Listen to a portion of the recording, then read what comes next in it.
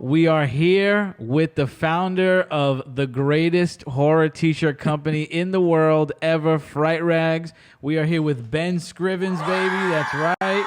And we got some cigars that we're smoking on. We've been talking about doing this for years now, and we finally got around to doing it. So I guess the first question is, what are you smoking on right now? So this is one of my all-time favorites and a go-to for me. It's the Arturo Fuente, Yes. but it is an añejo. So I'll give you a little bit of backstory on this. So if you're familiar with the Arturo Fuente brand, I don't know if you are or not.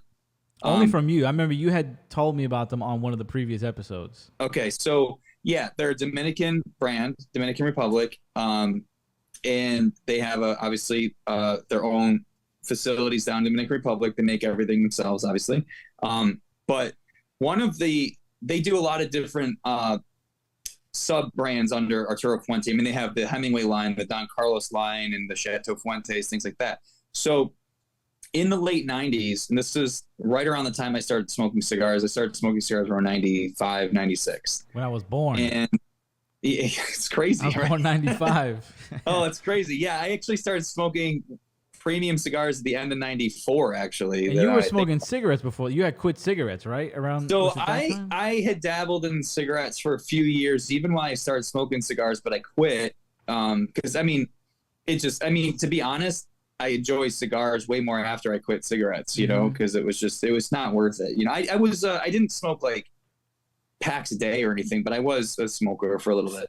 But cigars, you know, I got into with a buddy of mine. And so anyway, with Arturo Fuente, they had a cigar they came out with called the Opus X, and that was a Puro, which they basically it was all done. It was all Dominican wrapper, filler, binder, right? And it was even at the time when it first came out, it was not only expensive. I mean, even in 96, 97, when they came out, it was like $25 stick. And it was hard to come by. And when I got a couple, and that was a lot of money to spend for me back then, I adored them. And every once in a while I could get my hands on them, but it was hard. Yeah. Anyway, fast forward, I don't remember the year, but they had, they decided to age, I'm probably misspeaking, but this is basically an Opus X, but the wrapper is aged in, I want to say, I could be wrong. I want to say wine barrels. I could be wrong about that. It doesn't have a flavor. It's not a finished cigar. It's not like an acid or something where it's got like a flavoring to it. It's not that at all. It's just aged differently. So the only difference between this and an Opus X is the wrapper and the fact that it's probably half the price. Okay. But they only come out once a year now. They used to come out twice a year, and they're gone in seconds. So I had to usually any boxes I'll buy them by the box, and I got to get on quick when they don't even announce when they're going to go up. Really? So I'll end up I have a box still of these, the Robusto version. And then I bought a box of another version of it. And then I have a 5-pack of Churchills and stuff. So anyway, that's what I love about these. So they're hard to come by. You can't just go into a store and buy them. Right. Actually, what you're smoking right there is made by Arturo Fuente, the Ashton. Oh, really? Okay, cool. Yeah, that's made by the same company. Nice. And that is Arturo Fuente what? What is that one again? This is Añejo. Añejo. Okay, cool. Yep. So how many boxes do you have loaded up?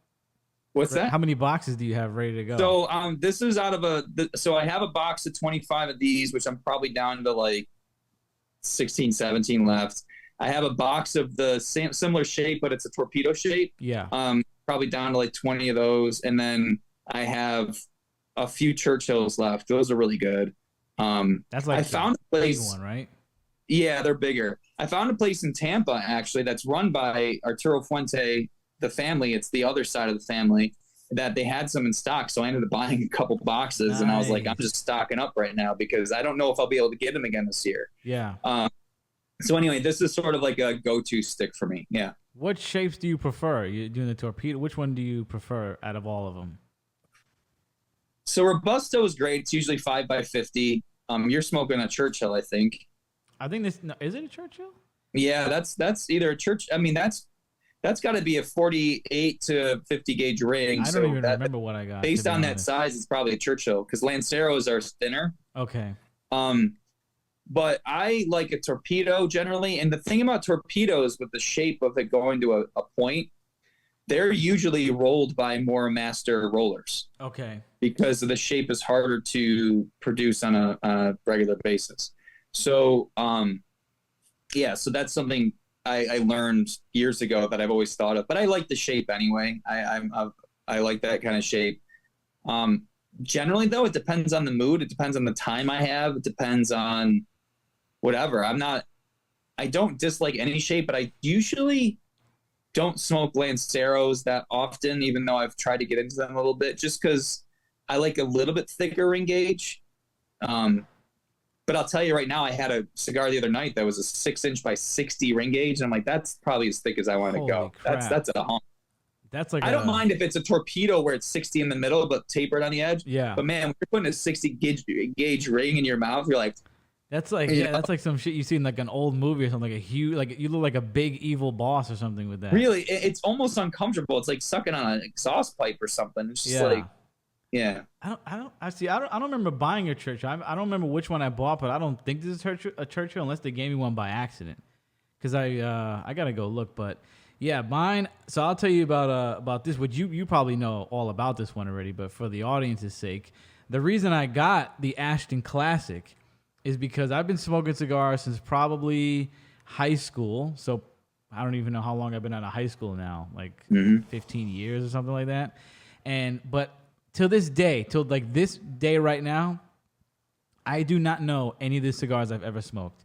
I knew that day or like that second, and then I totally forgot. And it sucks because some of them were good, and I don't even remember what they were.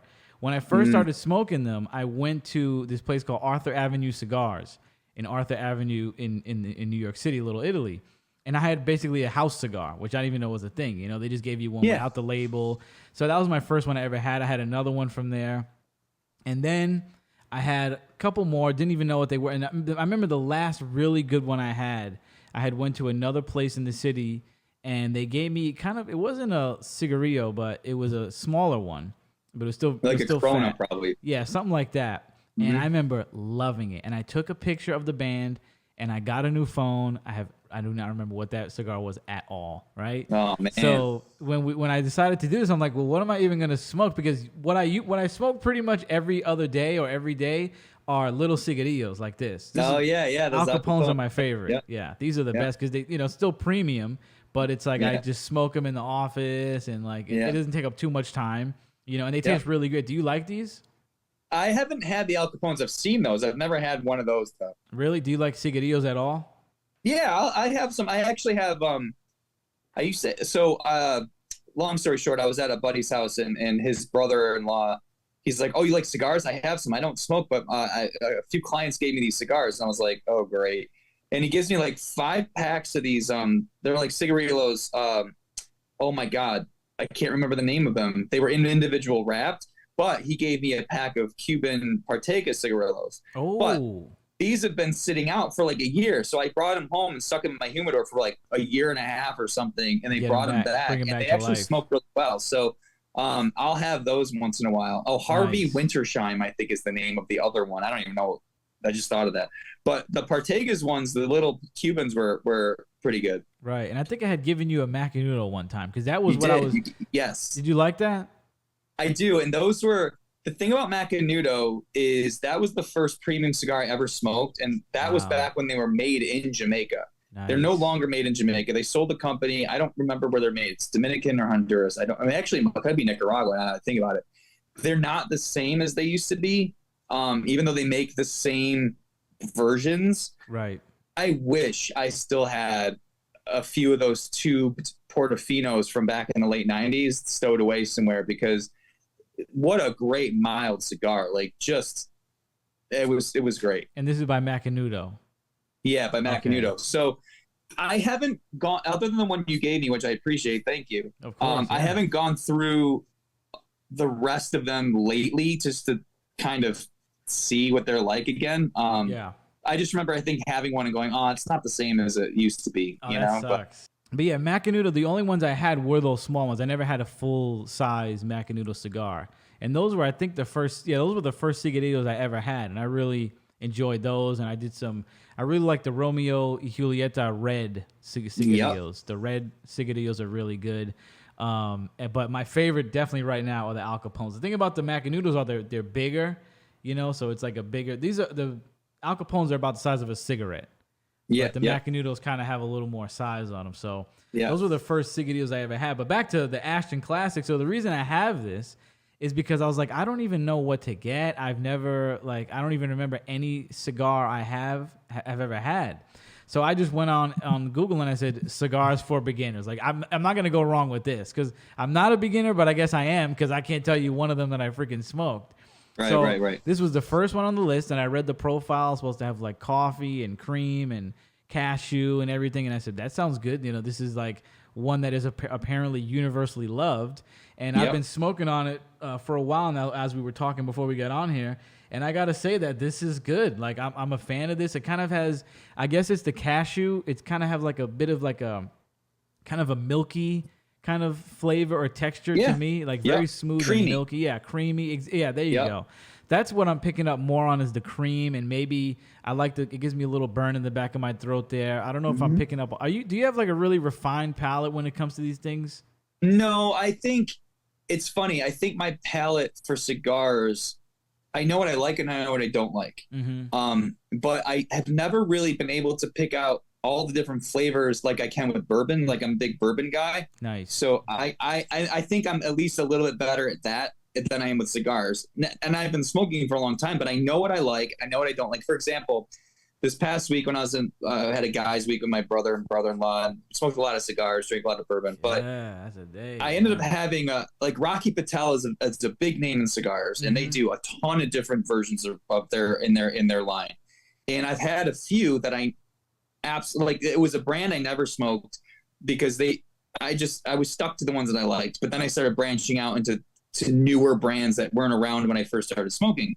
Rocky Patel being one of them, and I started to realize, okay, I like the Vintage 92, which is just a brand they have, right? Vintage 1990, I think. The 92s I really like. But the Decade is supposed to be really good. It's like a 10th anniversary. And I've had 2 or 3 of those that, for me, it's not something I care for. I don't. Can you describe? A harshness. Okay, yeah. I was going to ask you to It's a harshness to it. I don't mind full flavored, and I don't mind strength. I mean, you have to make sure you're on a full, like, flavor and strength aren't the same. You can have a really strong cigar that might not have full flavor, but you can have a really full flavored cigar that might not be strong. You know? Yeah. I do like strong nicotine cigars. Content. Yeah, once in a while I do like a nice, really strong cigar, but generally I'm a medium to full bodied kind of guy. Right. And there's something about the Decade I just don't care for. But then there are other brands like Don Pepin Garcia or My Father, which is made in the same factory. Those are great. Tatuaje is hit or miss for me. I like some of their ones. Like there's certain ones I'm like, okay, I'm going to get that because I know I like it. And then I've tried other versions of Tatuaje where I'm like, it's not for me. Right. I go based on that more than I go based on, oh, this is giving me, like I can kind of go like, okay, this is giving me like a biscuity or like a leathery, obviously tobacco. Yeah. Sometimes you get woody notes, Yeah. Like that Ashton is a great creamy cigar. You can have that with coffee. That would be like, you could have that, people call it like a morning cigar. It's good. It's very smooth. It's actually like, I may prefer a little, I do really like this, but when I think of like some of the other cigars that I liked, it was a little more of a tobacco taste. Like I had a chocolate cigarillo the other day that was basically the size of a cigar almost. It was pretty big. And I did not really like it because it was just like, it was like if I was sucking on air. It was almost no real tobacco flavor. I need that punch. I need a little bit of like, I like that burn in the back of the throat, and I just like that tobacco flavor as well but not too strong, not too harsh, Yeah. If you like, so with that one, I recommend, now that you're starting on this, you're starting anew, right? You're starting over in terms of like, okay, now you got to know. So now you got the Ashton Classic, try the Ashton Heritage. Okay. And then there's Ashton Symmetry. And then you can start going up to the VSG and the ESG. And they do get a little more expensive, but what you can do is try all the different Ashtons, and you'll maybe find others that you like that have, because they're not as mild as that, but they have a somewhat similar profile. Right. Like in terms of the So flavor profile, like the cat. right, the you can nutty- try within the range, and some of them will get stronger. Like the ESG is actually, it's a pretty decent strong cigar, medium to full. I like the Heritage and the Symmetry. I actually like a lot of the Ashtons. So another brand, La Gloria Cubana, no, not La Gloria Cubana, Aroma de Cuba. I wanted, it's so funny to say, I wanted to like that brand because I've heard so much about it, and I did like the label. It was a thing, but like I wanted to like it, right? Mm-hmm. And I smoked a few of them, and I just did not like them. But Really, they after make a few, different, huh? yeah, they make different versions of Aroma de Cuba. So I bought a couple different ones based on some reviews I'd read and seen on YouTube, Mm-hmm. and the Reserva one, and there's Mi Amor, dude. Those are great. Like I'm like, shoot, I'm just gonna buy a box of these. Like, Nice. hell, I want these on hand because they're great, and I do like them genuinely. I mean, I don't care about the label. It was just like one of those, like, oh, I should like that, and I didn't. I'm like, oh, whatever. You kind of build up the expectation that that you're gonna like it or you should like it. Mm-hmm. Yeah.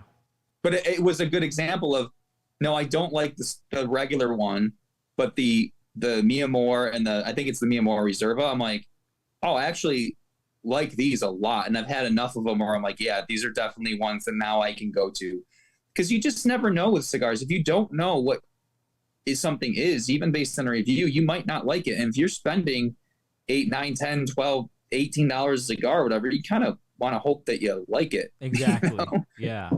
Well, I'm glad that you brought that up because I did have a question for you. Have you ever had a cigar that you were just like, I cannot stand this. I'm not going to finish this. This is bad. Have you ever had a bad cigar experience? Plenty of those. I mean, obviously for a number of reasons. One, draw issues or just poor construction where you're just like, I can't even get through this. This is disgusting. Just I'm not going to waste my time. Smoking it is not even good. Like, putting flavor. But there's been times where I've had a cigar where I'm trying to remember any brand specifically, where I'll light it up, and after you get into the first third, because you can't tell after the first 2-3 puffs, right? Like you got to get into like the first third, get a little bit of ash going. I'm like, this isn't for me, man. I'm just gonna put it out and either not have anything else or just go get something else, Right. But 9 times out of 10, I only do that when it's because I haven't had that many where I've hated that much where I can't get through it. Yeah. But there's definitely been a handful of times, not as much recently as in the old days, where the construction was poor. Back in the late 90s when the cigar boom really hit, and that's when I kind of first started smoking, quality control was not nearly what it is today. And it's funny because my buddy and I, who started smoking together, we almost have PTSD because back then, we didn't have a lot of money, but we'd spend $50 on like, 8-10 sticks, and maybe 3 or 4 wouldn't be that good. Oh, wow. And then you're like, well, you're rolling the dice every time, right? Yeah. And so in the years since then, and I, me having cigars kind of waxed and waned through the years because, I had kids and I didn't have a lot of time and I couldn't really spend a lot of time outside smoking or whatever. Because, I'm not smoking indoors or anything. That's where these come in, baby. That's where these come in.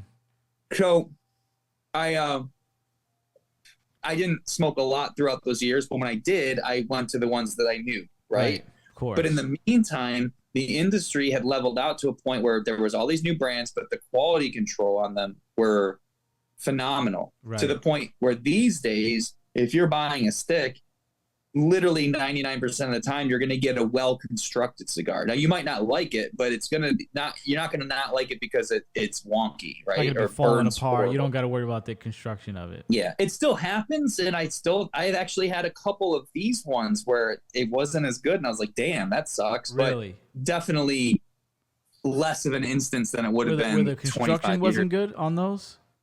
Yeah, there was a couple times I've had these where the draw wasn't good and like it started burning all messed up and I couldn't even like keep it going. Like I'll correct it here and there. Like this is not a razor sharp burn, but it's pretty even. Right. But when you start canoeing where only one side starts going or you got a plug in there, you can't get, I'm like, it's not worth it, man. Just put it out, just. What do you usually work with in terms of cutting and lighting? What's your go-to cut? Are you a guillotine guy or? So I'm a guillotine guy. I have a few different cutters. So this cutter actually I've had for 26 years, That's just a 27 straight years. old school guillotine right there. Yeah. It's my Xeno cutter that I've had. It's my go-to. But I have another guillotine that's a thicker ring gauge one, so it's a wider circle. Right. And I just started getting into the V cut. I was never a V cut guy. I just bought one. I just bought one the other day. Yep. What'd you think of that? I was watching some reviews and they said a V cut's good for a torpedo shaped cigar. I was like, let me try it. So I bought a Calibri, I think, V cut. And I do gravitate toward it mostly for torpedoes. For a Robusto, I might give it a whirl. I still like my straight cut. I'm a straight cut kind of guy. I'm not a punch guy, punch cutter guy. But this is just my go-to. I just love it. And then my lighter, I just got this Jetliner 3. Let's see, it's been acting funny. It's a 3. Yeah, mine's been acting funny too. I have a really decent soft flame one that I like to use, and I have a couple other torches, but they end up getting a little wonky. I use matches too sometimes, Yeah, I kind of like the matches. I mean, I haven't found a place where you could just get them like in bulk. I don't know. I usually get them when I go to the cigar lounge. I'll just grab a bunch, but same. I haven't found a place to get a bunch of them. Do you know where you get? Yeah, same. Like, well, it's funny. I was just at a cigar place right before my trip because I wanted to get a couple different sticks, and the guy is like, here, because me and my buddy spent a fair amount of money on a couple really few nice cigars, right? Mm-hmm. And we were talking to the guy who owns the place, Nick, and he's like, hey, he goes, let me give you some matches. And they were nice, long matches. Nice. He's like, I would sell these, but I can't get them. He goes, these boxes are $2 a box for matches. Wow. And he's like, I'll throw these in for you. I'm like, oh, awesome, thanks. And they're really nice matches because they're long enough. Because the ones you get at cigar lounges, they're great, but they're usually pretty standard size. Yeah, so you gotta burn through like 4 of them. Exactly. Yeah. But I do like a soft flame. I mean, I use a torch most often. Right. Especially, of course, I'm outside. If it's a little windy, it just helps. But the problem with the torch is, if you're not careful, you're really charring the end of the cigar, and it can not impart flavor, but it can affect the flavor a little bit because you're torching. You got to keep it far enough away and in an angle where you're just toasting it. You're not like like the sides get all like messed up. Like once in a while, if I can't see it or something's going on, I'm like, oh crap. But it's not enough for me to like put out the cigar or anything. It's just like, you want to look. You're smoking a fine cigar. You want to treat it right. Yeah. So you're a toasting guy. I'll toast it for probably 10, 15 seconds. And then I go to just start puffing on it. And all of a sudden when the flame starts shooting out, you got it. And then you got to look at it, make sure it's even, and then touch it up a little bit. And then you have your little techniques that you develop over the years and stuff. Right. Routine, I've definitely had cigars that I had to spit out. I just remember one instance for sure. Well, have you had a bad experience with a cigar, like where like you found one where it was like you didn't know how strong it was, and then all of a sudden you're like, oh man, like this hit me crazy right now? I definitely have. I've definitely. I had one of those. Did you? You don't remember what it was though, right? No, it was actually, I think it was one of the house cigars at that cigar lounge. Okay. And I had went, and the guy was like, oh, I've seen you here before, like try this one now. And I was just blowing it. I was there for and I was just blowing it down to the label. And I was just having a great time. And next thing I know, I'm in the bathroom, like ready to vomit. The lady had to check on me. She's like, are you all right? I'm like, I'm good. I was on my knees in the bathroom, like, I had to walk. I was so embarrassed to even say what happened. I was like, I'm just going to walk. I walked to the bus and like got home on my own, but I felt terrible. It was horrible. And at that time, I haven't had that many cigars, so I had no idea that was coming. Like, and now I'm more careful. I'll look up the strength of the cigar, and I'll make sure, and I won't go crazy. I won't like inhale like a maniac, or I don't inhale at all. But I was just going crazy that day, having no concept of what strength was, and I got my ass beat by that cigar, man. It was it'll happen, it was dude. Terrible. We my buddy Tim and I, the first cigar. Okay. So the kind of how it started was in summer '94, my buddy Tim wanted to learn how to smoke a pipe, and he asked my dad because my dad used to smoke pipes, and he got a corncob pipe, and we got some Borkum Reef tobacco, and he kind of showed Tim what to do. And at the time, I was 16, right? Right. So I started smoking a pipe with him. My dad didn't expect me to start smoking with him. So we would smoke. I mean, not like we were doing it here and there, right? Mm-hmm. But what we realized is the pipe was hard to keep lit. So we started smoking Phillies blunts because you could just get them at the gas station, and they were just, we didn't know anything about cigars, right? Yeah. But we liked them because they stayed lit, and we walk around puffing on these things. And then we thought, okay, we want to have a really good, like a premium cigar. So on Black Friday, we were at the mall. This was before Black Friday was really Black Friday, but it was the day after Thanksgiving, obviously. And we were downtown, and we went to a smoke shop, and we got a Punch Churchill. So you're talking 7.5 inches, 50 ring gauge, right? And we get home, and we go to the end of my street, which is a dead end, and we light it up. Now, mind you, it's November, so it's cold. And we're sitting there like this. we are hotboxing the shit out of this. Yeah. Oh my God. And you got one each. Went back into my house, and we were so sick. And then Tim leaves, and this is the funniest thing. And I had actually forgotten about this. He reminded me of this recently. He left, and he was walking down my driveway, and I'm like, "See you later." And he just puked everywhere, and I didn't know he puked. And I thought he said something. I'm like, "What?" He goes, "Oh, see ya." And so I didn't even know he puked until. Oh my God. So we said, we'll never do that again. We can never smoke those things again. But then you realize that it's like when you first start drinking, like you don't know what you're doing. You don't, your limit. Yeah. Right. So with cigars, you start learning what your limits are. See, my thing is I only smoke in like outdoors. Like I'm on my patio right now. It's all screens, right? Or outside. I don't smoke. I mean, I don't smoke inside my house, but like even like a cigar lounge, I got to be careful sometimes because depending on their ventilation, I've been to plenty of cigar lounges and they're great. There's 2 in Vegas I go to every year that I love. There's places I go to, but there's sometimes if it's too busy, there's a lot of people. You're inhaling everybody's stuff. And the circulation isn't really hitting so well. I'm like, I feel sick. I got to get out of here. I wouldn't want to do that. When I've been to cigar lounges, it was usually when not a lot of people were there, maybe me and one other guy. But if it was full of other people's smoke, I wouldn't want to be there either. I don't blame you. Yeah, and that's definitely happened to me. There was one time I was at one, and I also have to have something to drink when I smoke. I don't mean alcohol necessarily. I'm drinking a non-alcoholic beer right now, but I mean like water, anything, right? And we were at this place. The only thing they had available at the time was coffee, in which I like coffee. No, but I was eating the coffee. I probably had 15 cups, cups of coffee. Yeah. I was a mess after, like, of course, dude. First of all, you're dehydrated probably as hell because that coffee is totally dehydrating you.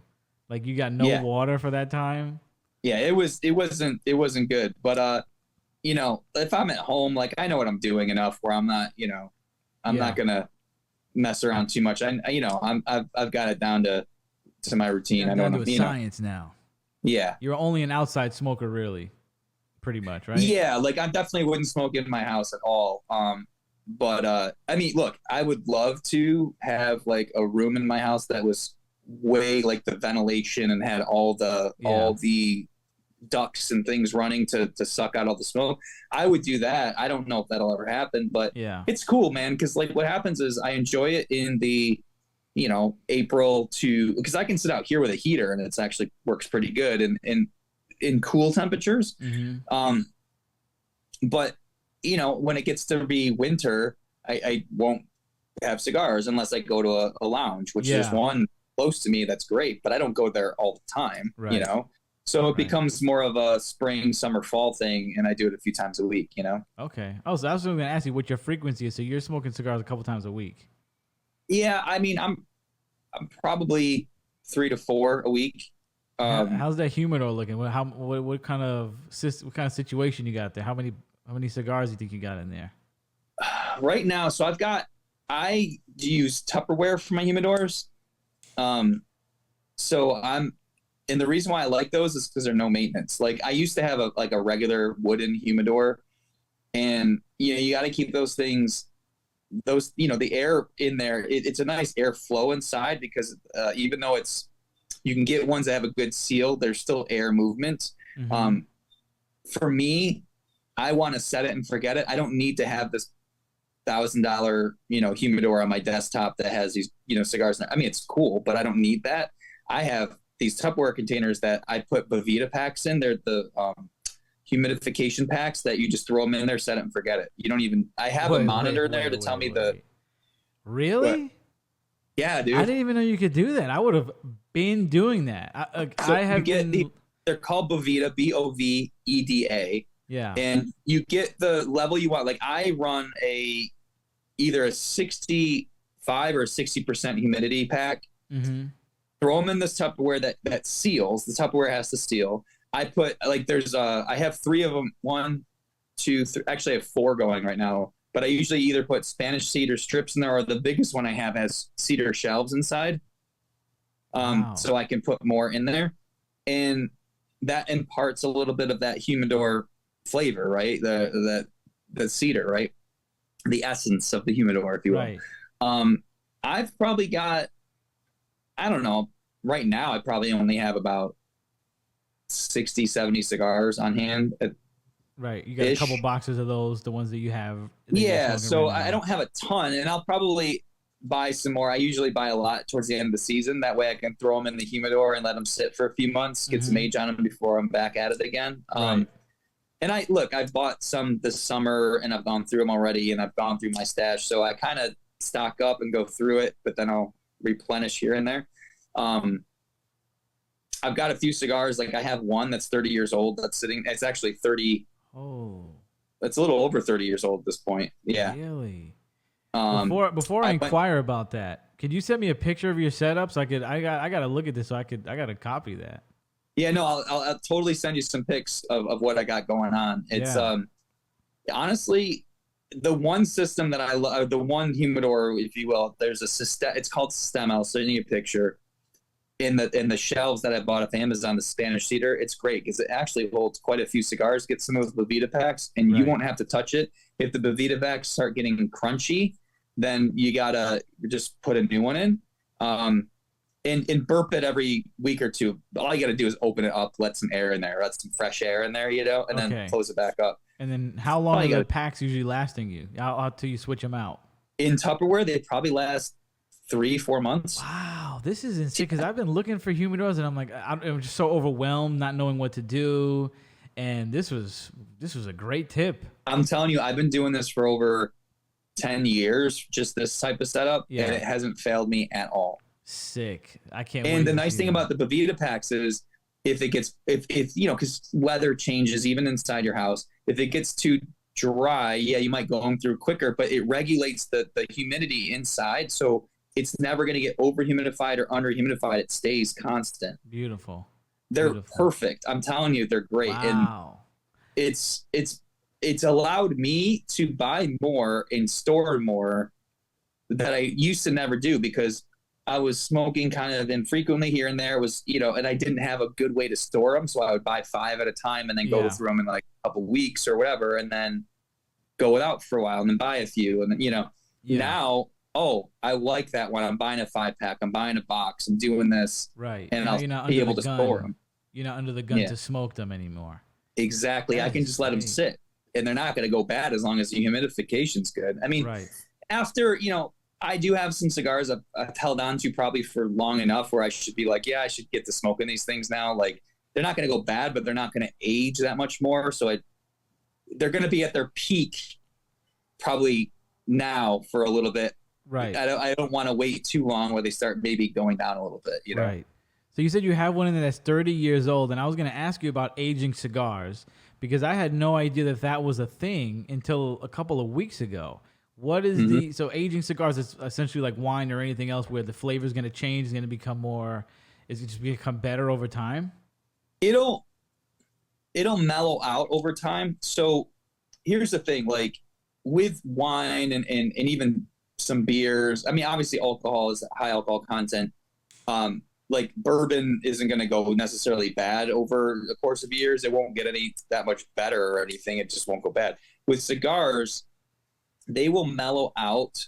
Like, first of all, certain cigars, like Cubans, for example, you want to have some age on them. Like, no matter where you're getting them, you want to throw them in the humidor for 6 to 8 months. Really? Because you just want to get them acclimated to an environment. And I've been in that, like the Opus X I was telling you about earlier. I get Opus X's when I go to Vegas, and they're never nearly as good as when I bring them home, put them in my humidor for 4 or 5 months, and then smoke them. Then they're great. Really? Yeah, totally. But I've had Cubans in my humidor now that I've had for 6 or 7 years that I should probably smoke now. It's not that they're bad or anything. It's just they're not going to get better. And it's at a certain point, and I don't really know when this point is. It could be 6, 7, 8, 9 years where, look, you probably should smoke it now because it's not going to get like any better than this. Any better, and it might actually get so mellow where it's not going to be worth it. The 30-year-old one is I was at a store. This was back in 2016, 2017. It was one of the stores I go to around here. It's actually the one I used to frequent before this other one popped up that has a way better selection. But it was called Dewey F Smoke Shop, and it's the store that I first started buying cigars at back in the 90s, and they've since grown, right? So I was talking to the guy, we're shooting the shit and getting some cigars. He goes, "Hey, do you want one of these Romeo Julietas?" And I was like, "Yeah." He goes, "We found this box. It's from 1993. Oh, wow. He goes, "We've just had it, and we found it in our back stash. So we're just selling them for what they were back then, which was like $9." And I was like, sure. So I bought it, and I did some research, and come to find out, yeah, they haven't been using that exact label since around 93. So I was like, this is legit. I just haven't smoked it yet because I want it to be the right time, which is never the right time. Yeah. I know it's not going to be incredible. Yeah. It'll probably be decent, but it's not going to be like. Let me stop. Let me say this, because I'm thinking about, like, you know, a past conversations we've had, right? I don't know how you talking about smoking at the right time. I don't know how you didn't smoke it after you went on the set of Halloween and you were able to do you got the license deal. Like, I would have smoked it that night. Like, this is peak. You're not wrong. I didn't think about it, but that would have been awesome. I made it a pact to myself to smoke it this summer, so I'm going to do it. Please let me know. I would love to. I will absolutely let you know. Review on that. You know, even if it's horrible, it's fine. I didn't give up a lot of money. But back in the 90s, late 90s, Partagas, which is a brand that started in Cuba, but when the Cuban Missile Crisis came about, I don't know how it worked, but some of the people from that company, because there's still Cuban Partagas out there, they formed a company in Dominican Republic. No, yeah. Is it Dominican? Yeah, I think it's Dominican, where they made Partagas, just like Monte Cristo, just like H. Upmann. These are all Cuban brands that branched off because the U.S. couldn't buy them anymore. They made their own in Dominican, Honduras, and everything. And they were celebrating the brand as being, I think, 150 years old. But the cigars they were selling it was a limited edition. The wrapper was from 1977, which was when I was born. So you're talking a 20-year-old wrapper on a new cigar. And I was able to get my hands on a couple sticks, and I bought them at the Dewey F Smoke Shop. They were only, at the time, like $8 a stick. And I got 3 or 4 of them. They go for 100 to 150 a stick right now if you can get them, because they're so limited. But I'll tell you, those things were awesome. Like, they were really good. Even back then, in the early days of me smoking, I was like, that was a great cigar. One of the best you ever had? Or is this the one you're smoking right now the best you ever had? I don't know if this is the best I've ever had. These are just my go-to that I really, really enjoy. Okay. Best I ever had, it's up there. You know what the thing about cigars is? It's like bourbon too. To me, they change in the sense that I can be with you talking and have a great cigar and have a great conversation. That means a lot more than even just being by myself smoking, right? Now, there are times I'm by myself. I have a really freaking good cigar, and you're like, damn, this is awesome. But a lot of times it's the environment, it's the conversation, it's who you're with, it's what you're doing. Bourbon's the same way. Like, I can drink bourbon on my own and I appreciate it and love it. But if I'm with a good friend or my dad or my brother, like, dude, sometimes bourbon's just it just tastes so damn good because of the situation you're in. Right. And you might go back to that same exact bottle 2 days later and be like, oh, bro, you got to try this. It's the best thing you ever had. And you're like, it's not, it's still good, but it's not as good as it was that night. That moment. That moment. It's the moment. Yeah. So you, to me, you smoke cigars more with people often or no? What's that? You smoke cigars with people often, like your dad or somebody else? I mean, most of the time it's by myself, but like, again, I have my dad who likes cigars. My brother doesn't like cigars, but if he comes over, I'll have a cigar while we're drinking bourbon. He's fine with that. You know, he actually used to smoke cigarettes and he doesn't smoke anything anymore, which is great. His brother-in-law, which I just call my brother-in-law because it's a weird, because I grew up with him, Chris, he and I will smoke together. He's the one that went on our trip with us this past week. And we'll smoke together. He's into it. He lives near me. So once in a while, we'll text each other, hey, come over for a fire and a cigar or something, you know, and bourbon. He's into bourbon too. So that's cool. And then my buddy Tim, who he was my first employee at Fright Rags, actually. You know, he doesn't work with me anymore. But we get together once in a while and have cigars. And because he and I first started smoking together, it's just fun to smoke with him because it's like we're teenagers again, you know? Yeah. But we're full ass adults now, but we still like the same stuff, you know? That's cool. Yeah, I don't think I know anybody else besides you that likes to smoke cigars. Usually, really? Yeah, none of my friends are into it. They've never been. My friend Dre would go with me. Like, he'll go with me to the cigar lounge, but he will never partake. My dad has stopped smoking, which I hate this, that my dad doesn't smoke cigars now. Like, by the time I got into them, around high school, he was phased out of them, I think, already. So he would give me he gave me his lighter, he gave me his cutter. Like, this is my dad's lighter. One of the other cutters over there is my dad. So I like that, but I'm like, damn, I would love to smoke a cigar with my dad. You know, but I got my dad into it because he had stopped smoking pipes a long time ago. He had stopped smoking cigarettes way a long time ago. And then when I started really getting into cigars, he started getting into them with me. And it's funny because he's on a limited budget. He doesn't buy a lot. And when he does, he kind of ends up buying some cheapo ones, which isn't a problem, but a lot of times they're not that good. So he loves when his birthday or Father's Day rolls around because he knows I'm getting him cigars. Nice. He's like, oh, I was hoping you'd get me cigars. I'm like, of course, I'm going to hook you up. And of course, if he's over here and we're having cigars, or if I go see them, I'm bringing him some of my stash. You know what I mean? Nice. So I'm always happy to be like, hey, let's go have a cigar. And there's another friend of mine, Mike, he and his wife, Kelly is a girl that me and my wife went to high school with. So we've known her for years, but her husband loves bourbon and cigars. So when they're over here and we're together, we usually have a cigar together. But definitely with my dad, I love treating him to like really good shit. You know what I mean? I'll be like, no, try this, because he appreciates it. He just can't afford a lot of it. So I love being able to be like, let's have a good cigar together. Let's do this. It's a moment, That's know? Beautiful. That's awesome. Yeah, it's great. I appreciate it.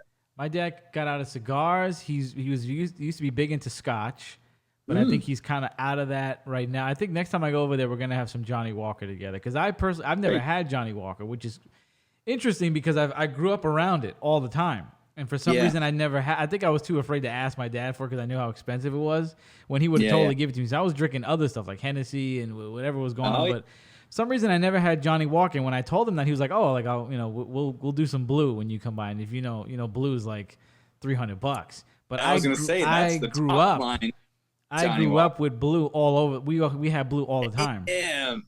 My uncle and my dad would be downstairs just getting bombed on blue. It was like some of my favorite memories, just watching them get just totally smashed on Johnny Walker Blue. So. I know that next time I go, I'm gonna have some with him when we go. So I love that. That's great. I do the same thing with my dad because even though he likes bourbon and whiskey, again, he'll buy little bits himself and kind of the cheaper stuff, which is fine. But when he's over here and I have something really nice, I'll be like, here, Dad, try this. This is whatever we're having. Right. Sometimes I've gotten some older whiskeys like a 1985 Wild Turkey that my buddy and I went in on, and I got a 1977 Jim Beam and a 1979 Jim Beam. So I'll have him try that stuff, because when else are you gonna have it, What's your go-to with bourbon? Oh man, that's a hard question. I think I have about 130 or 140 bottles in my collection right now. So is it safe to say that you're more into bourbon than cigars? Mm, It's tough. dude, I don't know about that. I don't. You I got think 140 bottles. I You want. could run an online store. Yeah, dude, I went a little crazy in the last 4 years.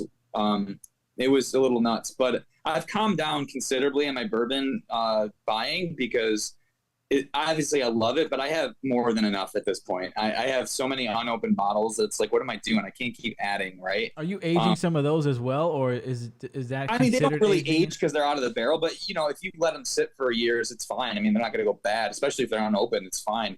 Um, I don't know. My go-to, if I had to pick one right now that I can get regularly, because that's the key, right? Some bourbons are you just can't get them on a normal basis, you know. Right. One that's a shelf available, all around, great drink is Wild Turkey Rare Breed. Okay. Honestly, that is my jam. Like I love a lot of different bourbons, and there's a lot I could name in this list, but that's one where I'd be like, if I had $60 and I can only buy one bottle right now, that's what I'm buying. Wild Turkey Rare Breed. Yeah. Are you into the Johnny Walkers too? Or I know that's a So Scotch. no, I like Scotch. I actually do like Scotch, which is funny. My brother hates Scotch. But I do like Scotch. I've had Johnny Walker Blue in the past. It's been a long time, and it was before I was even into this stuff, so I didn't Right. know what I was doing. Yeah. I have like a Lagavulin 16 year. I love. That's one of my favorite Scotches. Glenmorangie, I had a 14 year, which I really loved. Glenlivet, and I'm probably saying it wrong. I had an 18 year that I really loved. Macallan 12 year, I like, and I like Ardbeg. I've had some really good Ardbeg where it's real peaty. It's got that real smoky flavor to it. Hmm. I like that once in a while. You know, Are you a big fan of pairing the bourbon with cigar? What do you like to pair with cigars more? Are you is there you have a preference? Do you like alcoholic stuff, non-alcoholic stuff, coffee? I generally will pair it with a bourbon. Um, I'll of course drink beer. Like I'm drinking a non-alcoholic beer right now just to have something. I'll drink obviously regular beer. I'll have with it. I like pairing bourbon with cigars because there's a lot of variety. I have a lot of different cigars and I have a lot of different bourbons. So I like to think about like this cigar I paired with a Weller 107 and I thought it was a really good pairing. So I love eventually, like as you, correct me if I'm wrong, because I never did that. I never paired really anything with a cigar. So is it like eventually, as you smoke it and you drink, the flavors start melding together as the experience prolongs? Is that what the deal is? Yeah, one can enhance the other, but what you really like for me, what I try to do is if I know it's going to be a strong cigar, then you can't have a weak ass bourbon. Like you can't go for some 80 Gonna proof, overpower 90 it. proof. Yeah, and vice versa. You can't be drinking some barrel strength. Like with your Ashton, I would not have anything over like with an Ashton. I would say 100 proof is probably my max. I'd probably go between 95 and 100 proof because you don't want to overpower that cigar. You got Right. if you're pairing with bourbon. Now that would be a great coffee cigar. Yeah. I think, but if you're pairing with This bourbon, would be great with something coffee. like I don't know that, why I that's didn't get coffee with this. I didn't even yeah, think about it. mild to medium cigar.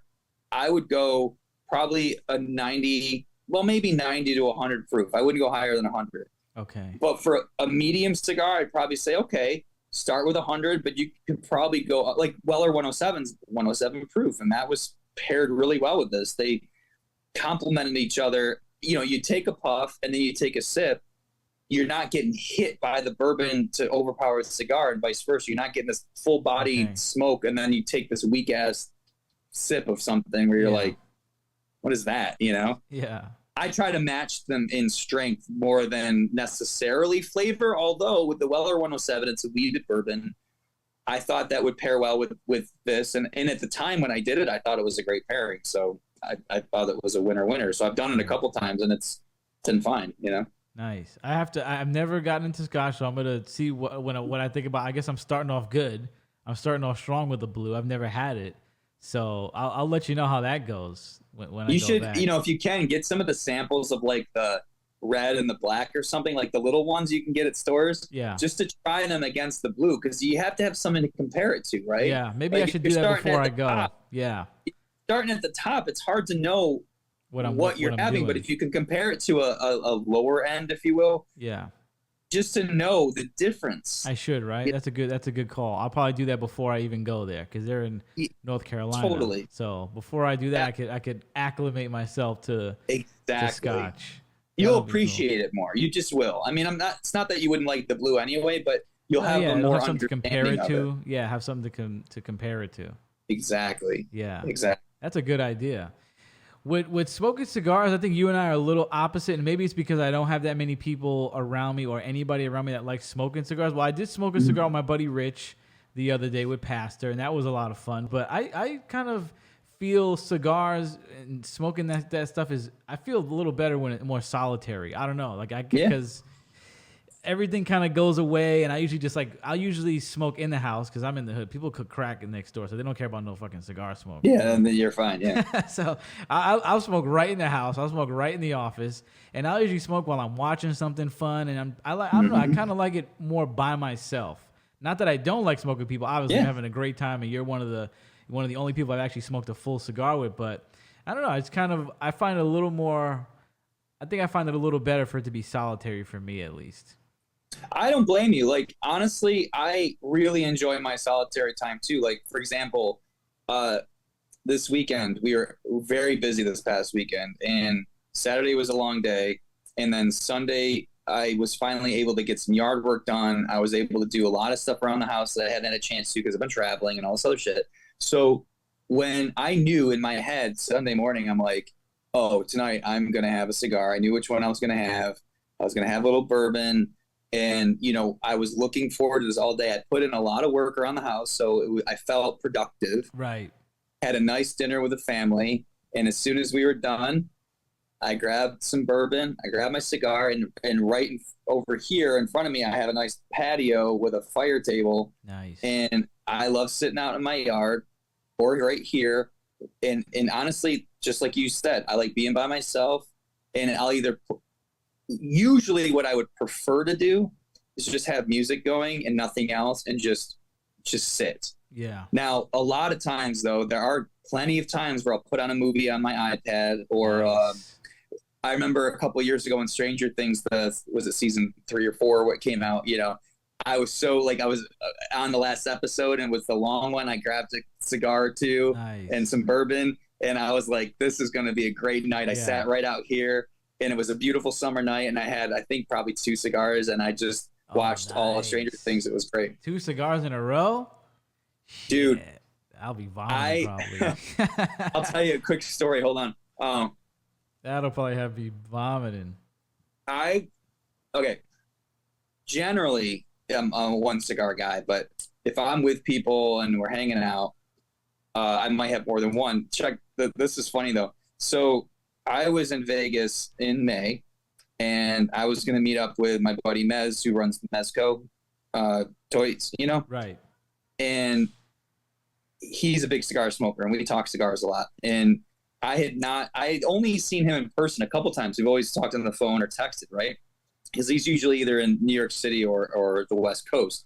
Now, Damien, who works for him, is a really good friend of mine. He loves cigars too, and we see each other a few times a year, and we smoke together and stuff. But Mez was going to be at licensing show, so he's like, "We got to meet up, have cigars." I'm like, "Absolutely." So me and Chris, who works for me, we went out to dinner, and then we went to one of the cigar lounges in Caesars, Arturo Fuente cigar lounge, actually. I had a cigar with a drink, and then we met Mez over at the Monte Cristo cigar bar, and I think we had 4 cigars that night. We hung out for 7 hours.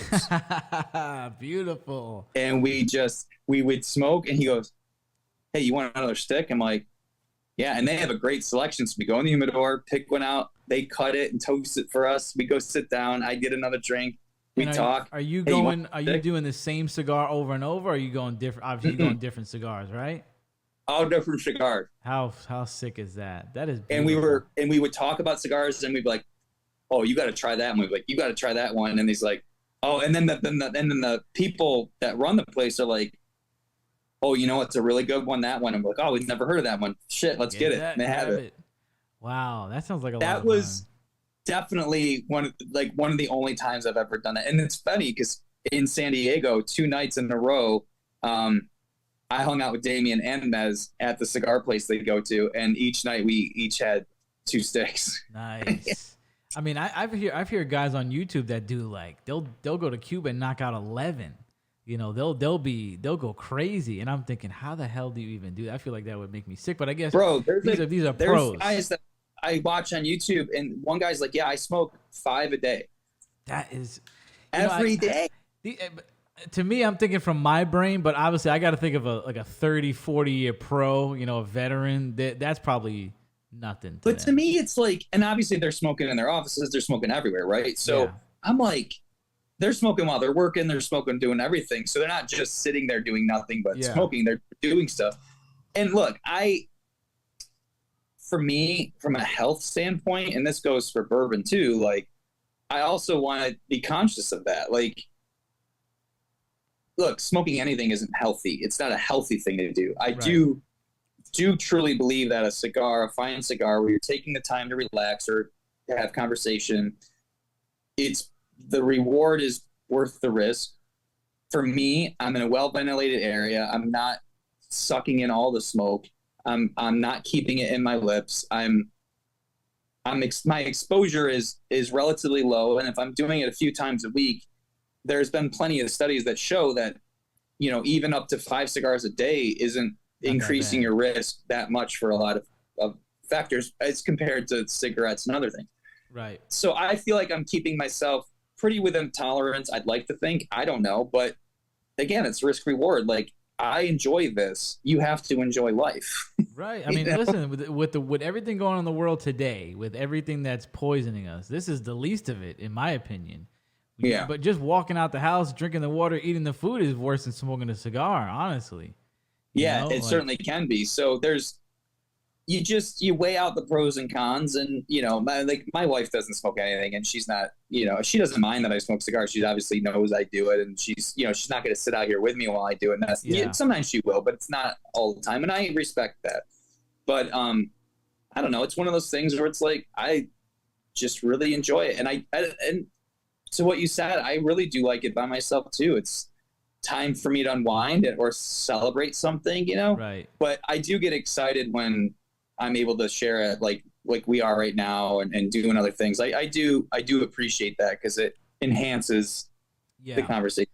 Yeah, and like to your point, what I like to do is watch a good piece of content. That's like the best. I'll put on my computer, I'll smoke right in the office, I'll put something on YouTube. Mm-hmm. You know, maybe it'll be some cigar content or some politics or something. Sure.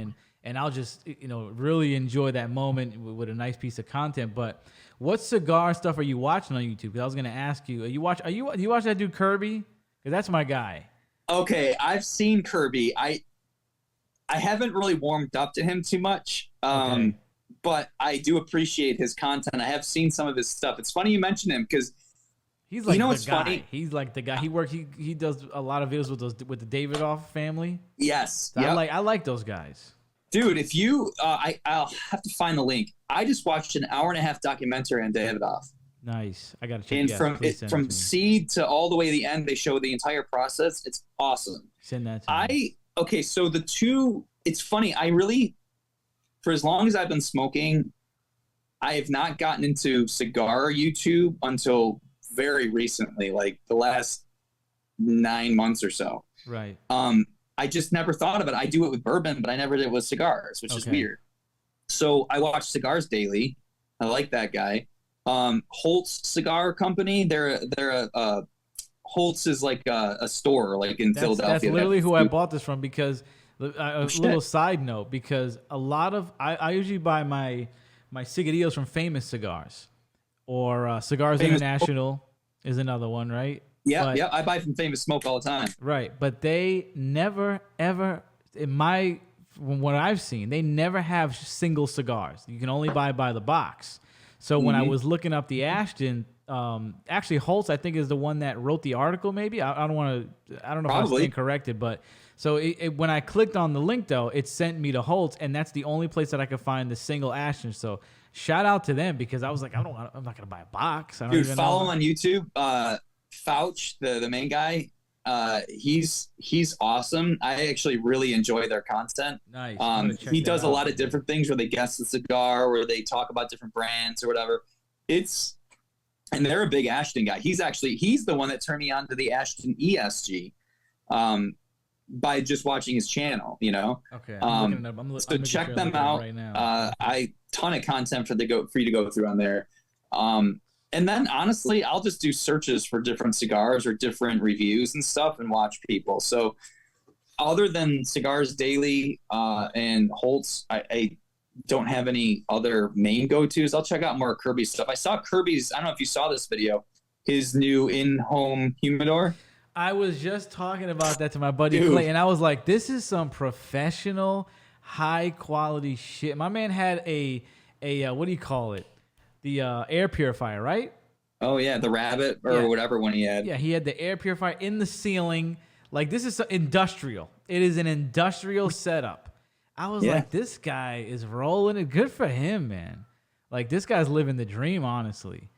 Oh, I saw all the cigars he had in there and all the Cubans and all this. I was like, yeah, I've seen videos where he went to Cuba and he's hanging out with the Davidoff family, who I think those guys are so cool. They're like so like gentlemanly, you know, like when I would never be like that style of a gentleman, you know, they got their suits and everything, like but yeah, have you ever had a Davidoff?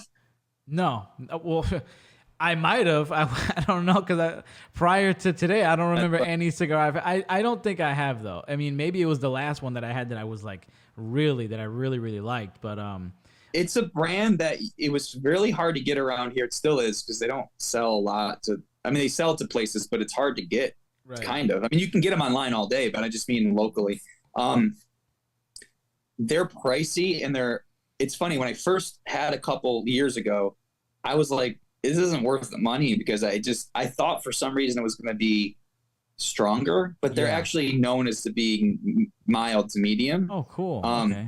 And so you probably like it a lot. And now that I am more familiar with the brand, I've gotten their Winston Churchill Late Hour series. It's a Davidoff Late Hour series. Okay. Those are awesome. They're Nicaraguan. They're awesome. Davidoff. But when I went back to the white label, the classic Davidoff, dude, I love them. And then it's funny, Mez texted me last week. He goes, dude, you got to have the Maduro ones they just came out with. So I ordered a sampler of them. I haven't tried them yet. I wanted to stick them in the humidor for a little while. But I would recommend splurging a little bit and trying a couple. You could get the Anniversario. There's the Special R, I think, the Robusto one, if I'm not mistaken. I'm checking out the Late Hour one right now that you recommended. That's a stronger cigar for sure. It looks like it. I wouldn't say it's probably medium to full, but definitely, you know, have some good food in your stomach before you smoke that. But I'll tell you, the Davidoff's, another one to check out is Perdomo. That's a brand that I was never familiar with, and I started smoking some of theirs, and it was really good. Yeah. I don't know. I like trying new things always, but at the same time, there's a bunch of ones that I'll just standard go-tos that I buy because I just love them. Well, now that you told me about this humidor hack, I definitely am going to buy more, because the thing that stopped me from just buying them, because I'm going to buy them and maybe I don't want to smoke them that week, or I just want to have it for a later date. And I didn't just I made sure I timed it when I bought this one. I was like, I'm going to buy this 4 days before, because I know they have to ship it quick. I know I'll get it in about 3, so just to have a day in between in case anything goes wrong. But now that you told me that, I'll be more apt to buy some of this stuff and have it waiting for later. So thank you. That'll be absolutely great. like it's review that stuff. It's funny, because for a number of years, post my humidor setup and then pre the Tupperware thing, I did the same exact thing. So I didn't really have a lot on hand, and I didn't really try a lot of new stuff, because I would just get a few here and there. Right. But now with the Tupperware setup I've had for the last 12 years, I've been able to stock more, buy a bunch of different ones, leave them in there for a while, get some age on them, and then smoke them. And it's like, damn, these, it's really up to my sort of collection and trying things out, like turning over things and like, okay, this is what I like, this is what I don't like, this is what I like, this is what I don't like. Right. I mean, look, there's still a million out there that I haven't tried, but it's fine. Like, if I come across some like Padron is another, like that's a special occasion cigar. Like those cigars are Padron. Yeah, the anniversary series, like the 1964, the 1926. Their standard brown label ones are awesome, and they're a good price. But I'll tell you, if you want a special occasion cigar, go for a Padron 1964, 1926. Like, again, they're pricey, but you'll never get a bad one of those ever, and you'll smoke it down to the nub. Really? Like, those are just awesome. Yeah. Beautiful. I'm just kind of jotting down what you're telling me because I don't want to forget anything over here.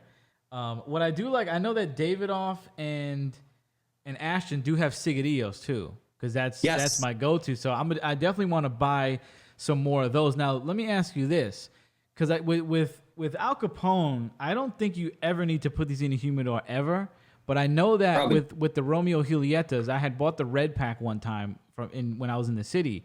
And I came up, I think I smoked like maybe half the pack, but then after a while, they got dried out and they got messed up. So those I can just put in the humidor too, right? Just dump them in. Absolutely. Just dump a little, just dump them in loose, right? Throw them in there or put them in the pack. Keep them in the box. Throw them in there if you want.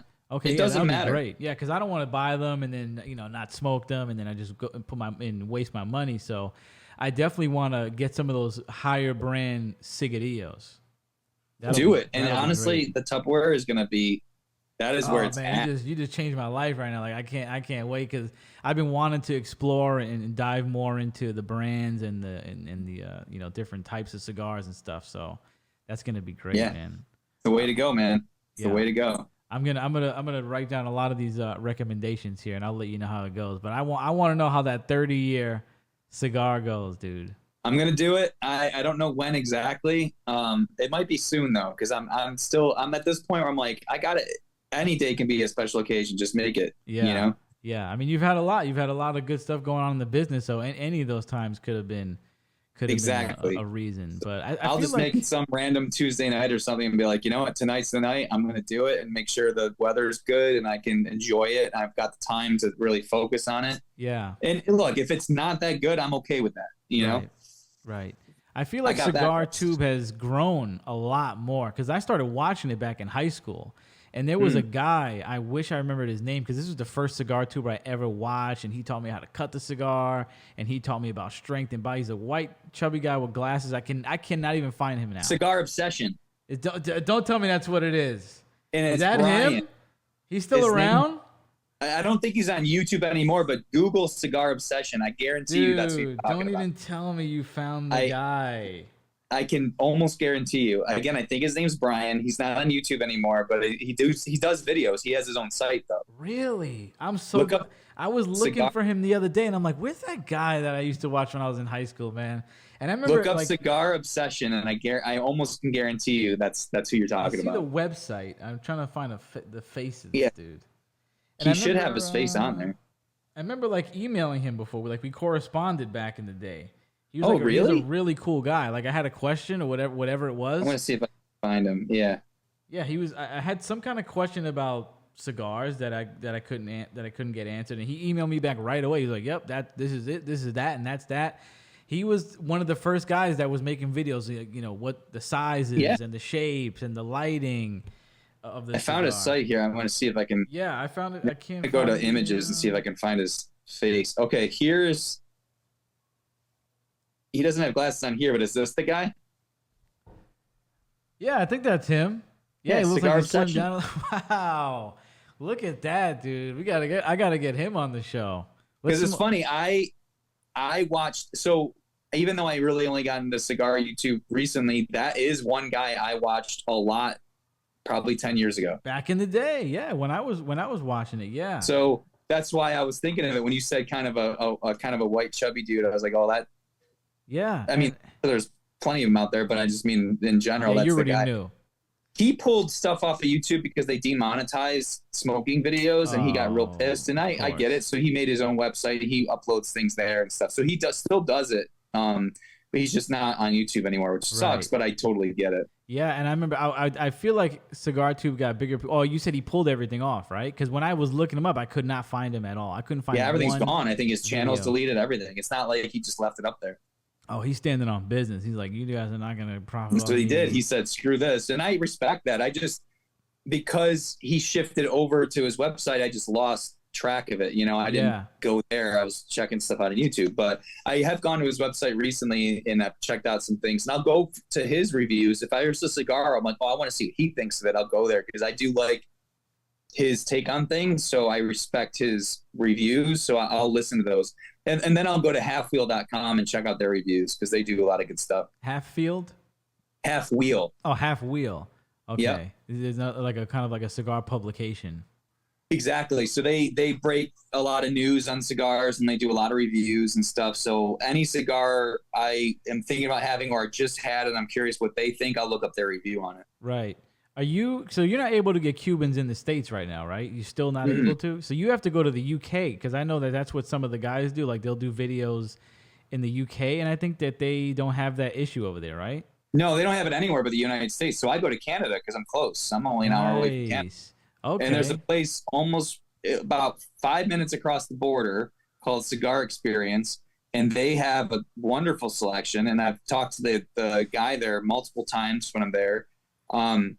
The problem with Cubans now is in the last 2 years, they increased their price worldwide by 80 to 90%. Really? Because of demand? Yeah. They knew they could. Yeah, that's what I figured. That's what I meant. The problem is like a Cohiba Robusto, which is a pretty classic cigar. I used to be able to get for about 40 or 50 Canadian, which ended up being like 35, 40 American, right? Now it's like 90 to 100 Canadian. For one. Yo, that's a special occasion.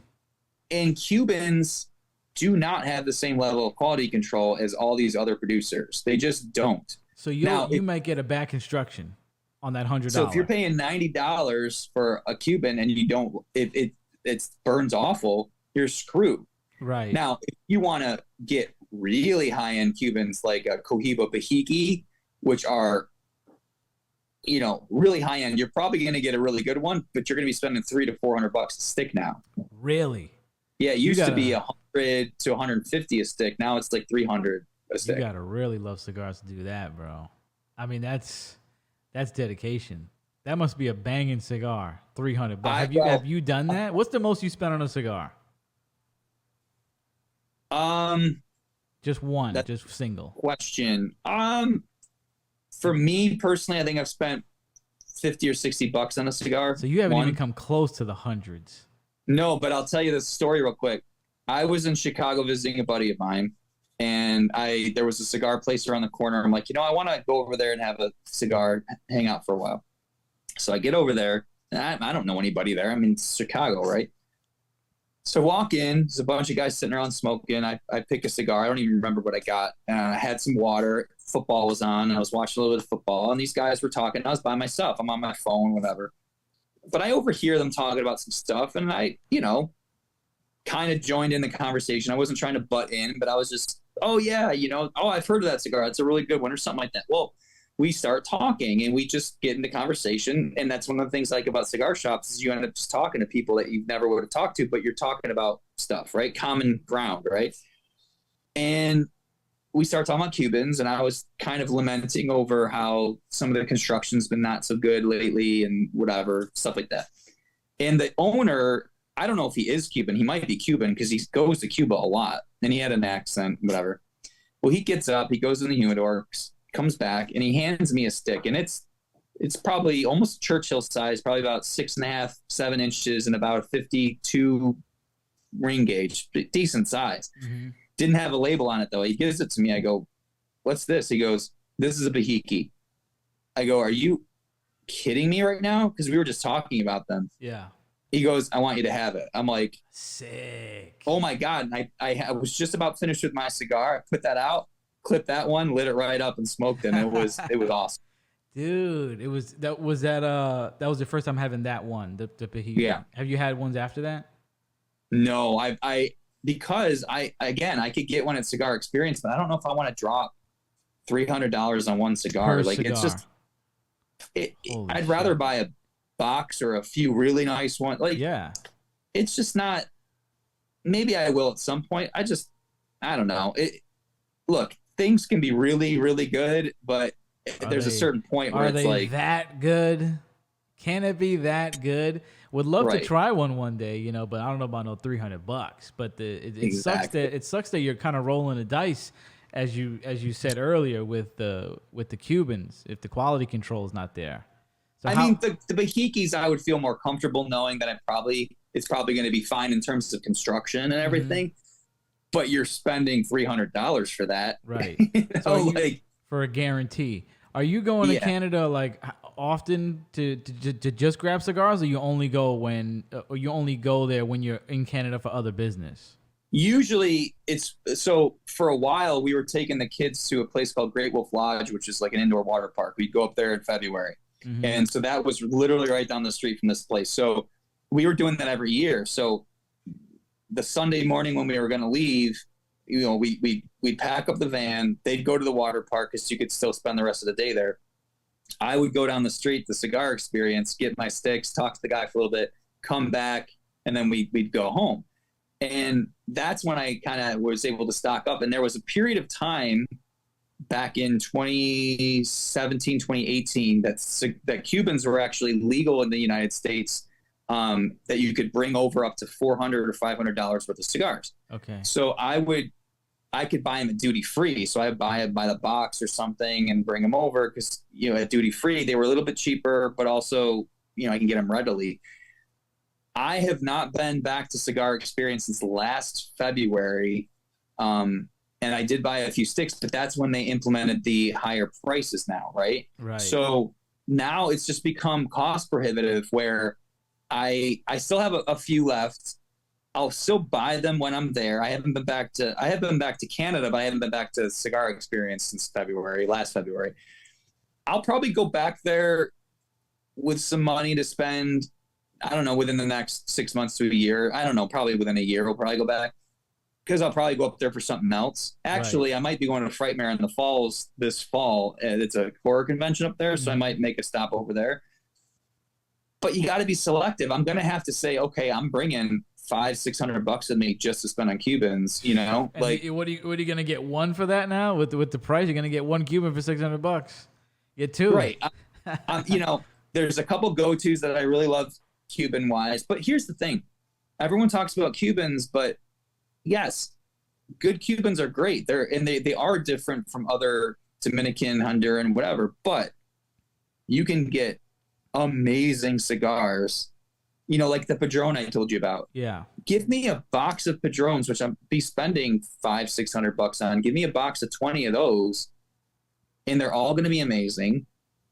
Right. Yeah, it's not a Cuban, but who cares? Like it's a good cigar is a good cigar. It's who the cares hype. about where It's the hype, it's the allure. It's like you were saying with that cigar a little while ago. You're like, I was hoping I'd liked it because it's just, you know, you hear so much about it. It's the legend. It's the legend of the Cuban. You have to try. Now, look, there is a quality about Cubans that I do adore, that I love. There's a creaminess. There's a nuttiness. There's definitely an earthy quality to some Cubans that I really love. Right. But it's just like any other cigar. There's certain qualities about this I like. There's certain qualities about other ones that I like. It's not that it's better, it's just that it's different. And because it's harder to get, you want it more because you can't just go to the store and buy it. Psychology. It just comes down to psychology. But is there any factor of a Cuban that you can't get in American cigars? Is there any one thing that a Cuban has that an American cigar will not have? No, not necessarily. So there's nothing you can point to go, well, this is the reason you need a Cuban. I mean, yes and no. Yes, because I don't think I've ever had another country cigar that is exactly like a Cuban. Mm-hmm. Okay, so it is distinguishable. Like you would know. You would know if you had it. It's pretty distinct. That being said, distinct again doesn't mean it's better. It just means it's different. Right. That's all it means. So yeah, sometimes I want that taste of a Cuban. I want a certain quality that I know I'm getting with a Cuban cigar. I want that.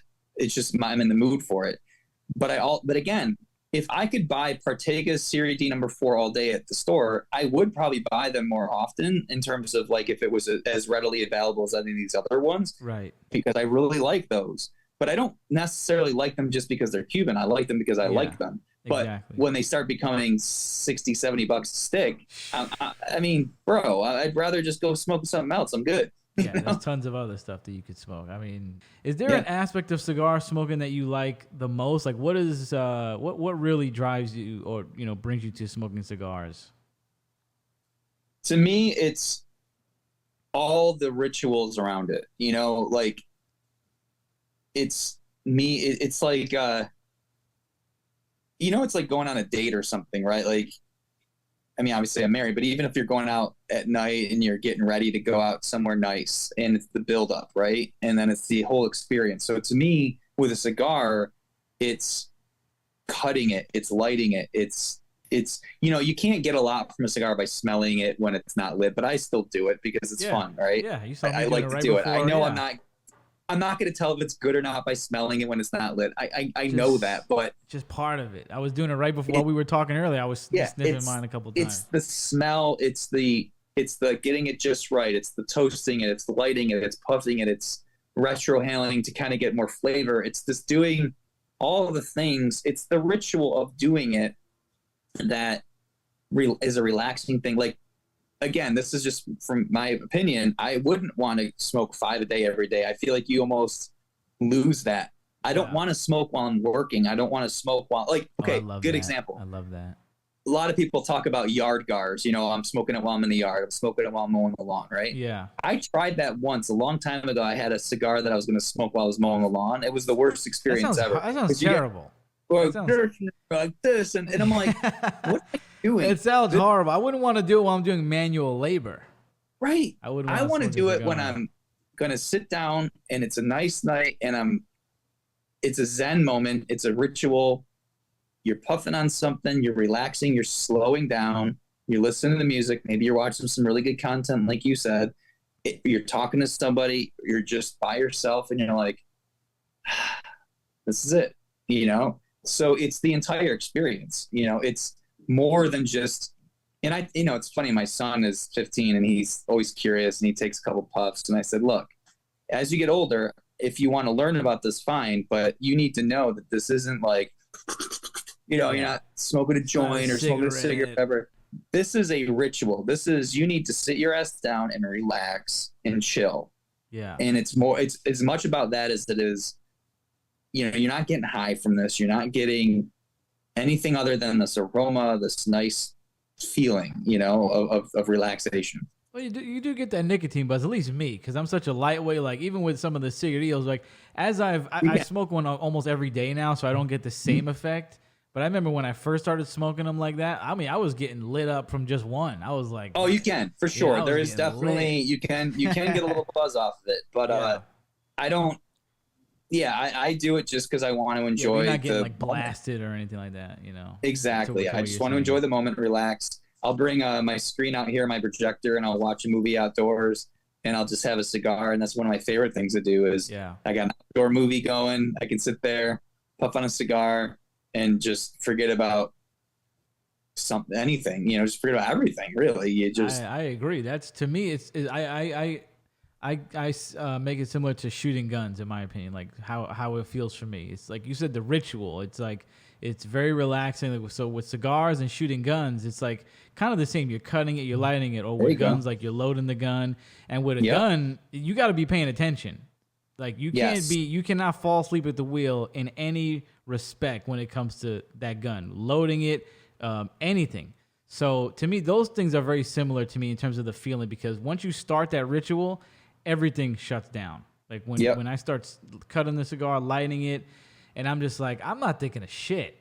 If I'm thinking of work, it's something that I want to be thinking, like, oh, maybe we could do this, but it's not a stressful thing. It's not like, oh, we have to do this. What am I going to do about what are we going to do about this? It's leisurely. Issue? Yeah, it's exactly. It's only two things really kind of take my mind off everything like that, and that's guns and cigars. It's just like the whole ritual you said, and you're just in the moment. That's what it feels like to me. I'm so in the moment. Once I take that first puff, I'm locked in. And then it's just like when you come out of that, it's kind of like when you're done meditating. At least, I meditated before this, and it's just like you feel that just sense of relief once you're done. Nice and relaxed, and go to bed afterward or just chill, and It's honestly, one of my favorite things to do, in terms of leisure, Yeah. just, I love it. And obviously I can relax in other ways, but it's when it's like this out, I'm like, man, I want to be outdoors having a cigar. I Yeah. just, yeah, And I'm a it's just, very, very hyperactive, fast-paced person. So this is the only one of the only things I do that makes me sit down and chill and I'm yep. calm. Usually I'm bouncing off the walls and going here and going there and doing this. So that's what I really enjoy about this. This is the one of the only things that can make me kind of sit down and just be Hmm. in the moment, and Yep. it just feels great to be present and to be mindful, I guess you can say, and you're getting that taste, you're getting that aroma. Like I love smoking up my room. I don't give a fuck. Like I love that smell. Even when I come in, like maybe it takes maybe a couple hours for the smell to go away, but I'll come back in the Hmm. room like an hour later and I'll be like, that's what I'm talking about. That my Yeah. room smells like a fucking humidor after that. Oh man, I love walking into a cigar shop and especially a humidor and be like, just breathe in that cedar and the smell of tobacco. And I'm just like, there's a comforting element to Yeah, that for me very much it's that amazing. yeah, it's ingrained now, like it's just something. And again, having done it for long enough where it's a hobby, it's a, part of, I guess, my lifestyle, if you will. And, you know, I think it is a again, lifestyle. I find that the people that are into cigars like us, I feel like it does feel like a lifestyle. Like you're very. It's kind of like working with cars or something. It's like mhm, there's so much to do. There's so much, like you said, there's so many cigars to smoke. There's so many yeah. aspects to it. The cutters, the lighters. It's like a subculture almost. It's Yeah. not. It's I not mean, dude, just smoking a cigar. when I was a kid, I mean, I started, like I said, 16, right? And that's when Cigar Aficionado magazine came out, and I started a subscription getting that. And I wrote into them, and I have it. One of my what I wrote to them, they published in their Really? magazine. Yeah, and they people write in all the time, so I was one of many, but they did publish mine in there, and I was at the time like 17. I was like, I love the culture around it, and Perfect word. The it culture.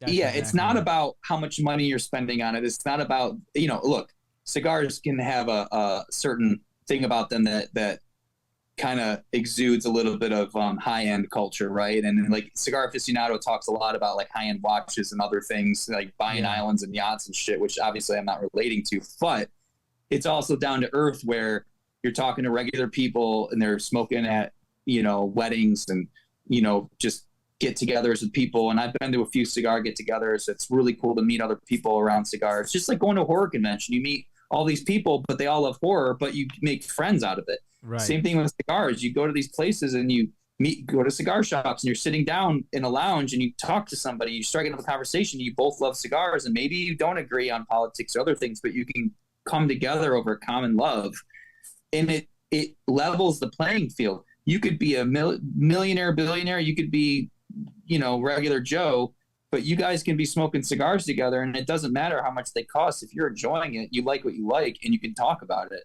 And Exactly. to me, it's just really cool. If you ever watched it on Netflix, the Arnold Schwarzenegger documentaries, there's like 3 episodes, Mm-hmm. and the one he talks about where he became governor of California, he had I think it was like a tent in the middle of, I think the building had like it was like in the middle had a courtyard, and he put up a tent in that courtyard, and he would be in there, I think every day, at least every day he was in office, there, uh, smoking cigars. And he had a time where anybody could come in and speak to him, any of people on his staff or anybody could walk in and discuss politics over cigars. And he always had cigars Nice. available for people.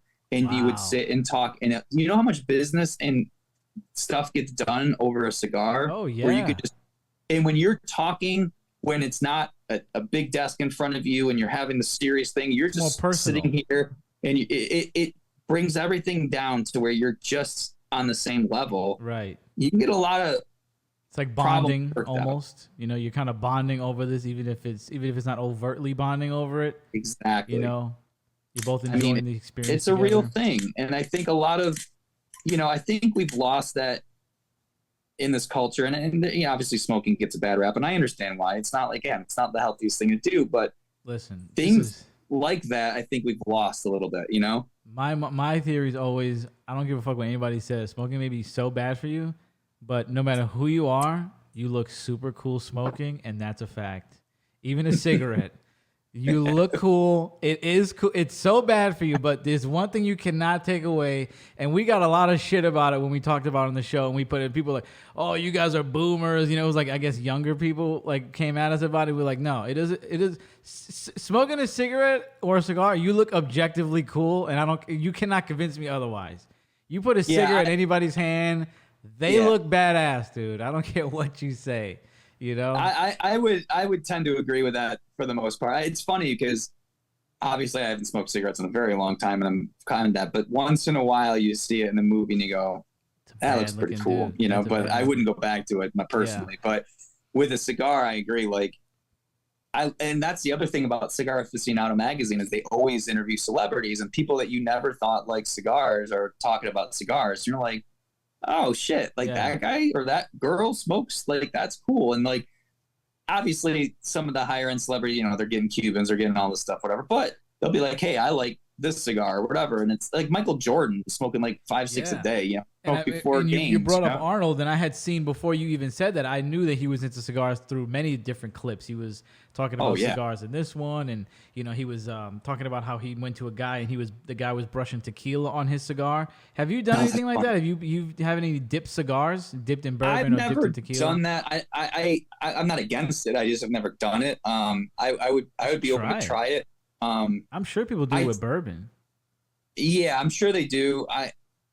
I've never like the acid cigars. I'm not a huge fan of. They just don't like the flavored versions of. So are those the ones that have like flavors on it? I never knew. Yeah, what acid they're was. like they have flavors in them. And look, there's a lot of people that love them, and I understand it. I'm just not that person. But in terms of a dipped cigar, like a regular cigar that you dip, I'd probably try it. But I'm just. See, that's my speed. I like when I first put my lips to this. I have been smoking the Al Capone so much, and almost all those have a cognac dip, or I think the one I have right now is a rum dip, and this is my favorite one. So when I first put my mouth to this, I was like, "What the hell?" It was like eating something organic for the first time. I was like, what the fuck? Right. I kind of was like, but then I got acclimated to it again. But yeah, I'm a big fan of that. I think it's probably because I'm like a sugar head. Like anything sweet, I'm down. Yeah, you know. So I'm a big fan of the dipped cigars. So I got to check out the acid ones. They do that a lot. They'll have like try out the acids. You might like those a lot actually because again, they're not for me.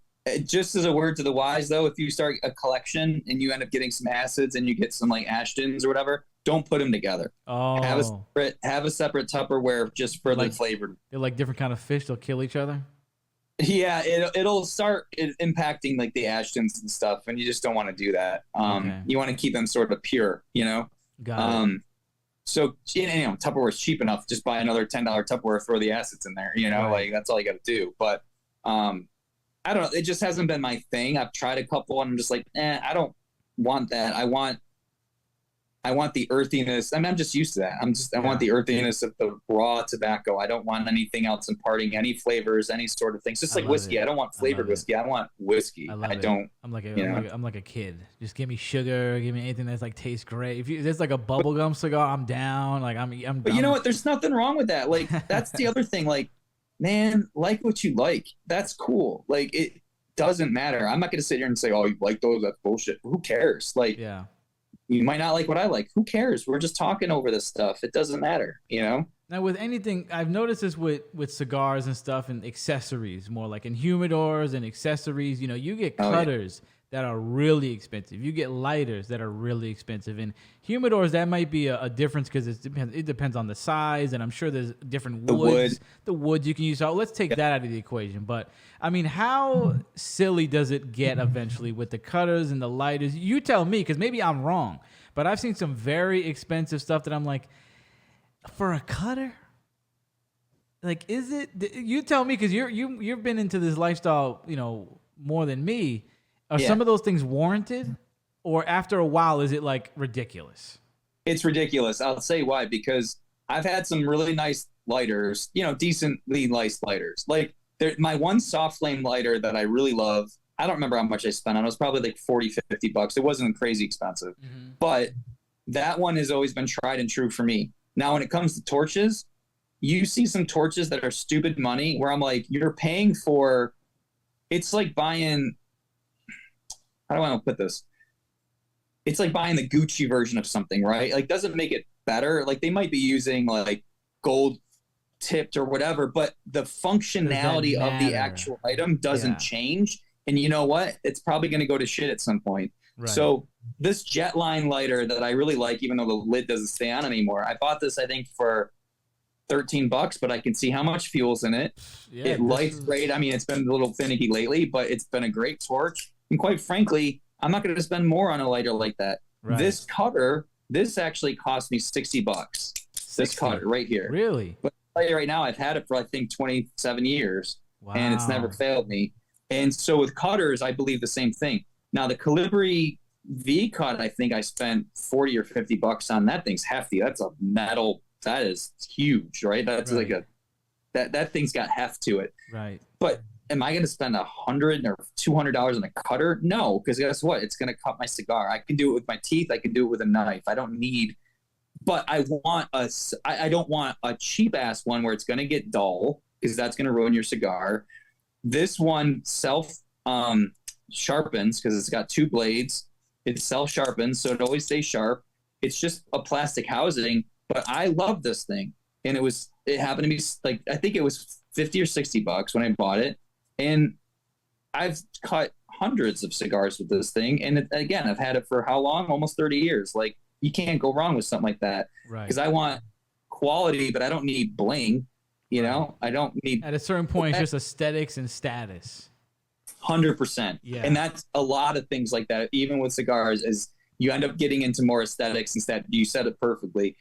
I want to get to that point where it's quality, and I'll spend for quality, but on top of that, I don't need aesthetics that much. So $60 is about the limit for a good cutter, because I was wondering about that, because I know that I have cutters that are not anywhere close to that, and I bought a cheap one because I didn't know where to go. I didn't know how high to go. I didn't know what limit was aesthetics and when it was too much. So you're saying 60 is good. You could pay and 60. You don't even have to spend 60 on a good cutter. You don't. You could spend 20 or 30 on a decent cutter. Again, I look for the dual blade where there's kind of beveled on here. Yeah. So that is a self-sharpening cutter, they call it. And quite frankly, I mean, I haven't had any issues with this. Now, the cheap ones you get are the single blades. Those get dull quick. And, the first few cuts are fine, but after a while, when you go to cut it, it starts squeezing the tobacco and you start getting all rough edges and stuff. I've never had that. The only time I've had problems with this is when I cut it poorly. Like if I am not paying enough attention, or I nip too much of it and it starts unraveling. Well, that's the user error. That's not this, Right. Once in a while, it kind of squeezes a little bit. I'm like, oop, but I can usually do it quick enough where it's not going to do it. Right. So I looked it up just as you were talking, because I was curious as to what I did buy. I didn't buy a Churchill, but I bought an 898. You know what that is? Okay, 898 is specific to, actually, it's funny you say that. It's specific to, I think, Arturo Fuente, which, makes Ashton's. Mm-hmm. That is, I can't remember. You'll have to look it up, but it is a specific size and ring gauge. 6.5 by 44. 6.5 by 44? Yeah. Makes sense. So it's almost a Churchill size. The reason why it's not a Churchills are generally 7 inches or 7.5, mm-hmm. Usually 7, I think, and usually 50 ring gauge. 44 is bigger than a Lancero, which is usually a 40 to 42, I think. Okay. So it's smaller than Churchill. So it sits in between a Lancero, which is a long, thin cigar, and a Churchill, which is a longer, thick cigar. Okay. Yeah, I was curious because I thought I bought the smaller one, but then when you said I thought I got a Corona, but then I realized that that's actually 3 options down. I probably bought it like at 3 a.m, and I just knew I didn't want a Churchill because I was like, I don't want to have like a monster cigar, but right. I guess I got the next best. It's actually a size that from what I understand, again, I could be wrong, it was a size that was more prevalent way back in the day, like probably in the 40s, 50s type of thing. Mm-hmm. And then it fell out of favor. And then Arturo Fuente, I believe, were the ones that brought it back for their brand. So you can get an Arturo Fuente 898 and obviously Ashton. I don't think anybody else makes that size anymore. That's right. a traditional size.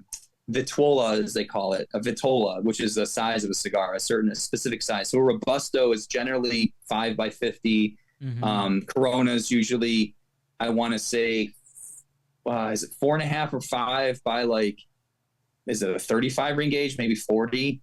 I could be off on that again. I'm a little fuzzy on all those. I used to know a little bit more, but pyramid shaped, torpedo shaped, there's or Toro, are usually like 6.5 by 5 by 50. So it's a bigger than a Robusto, a little bit longer.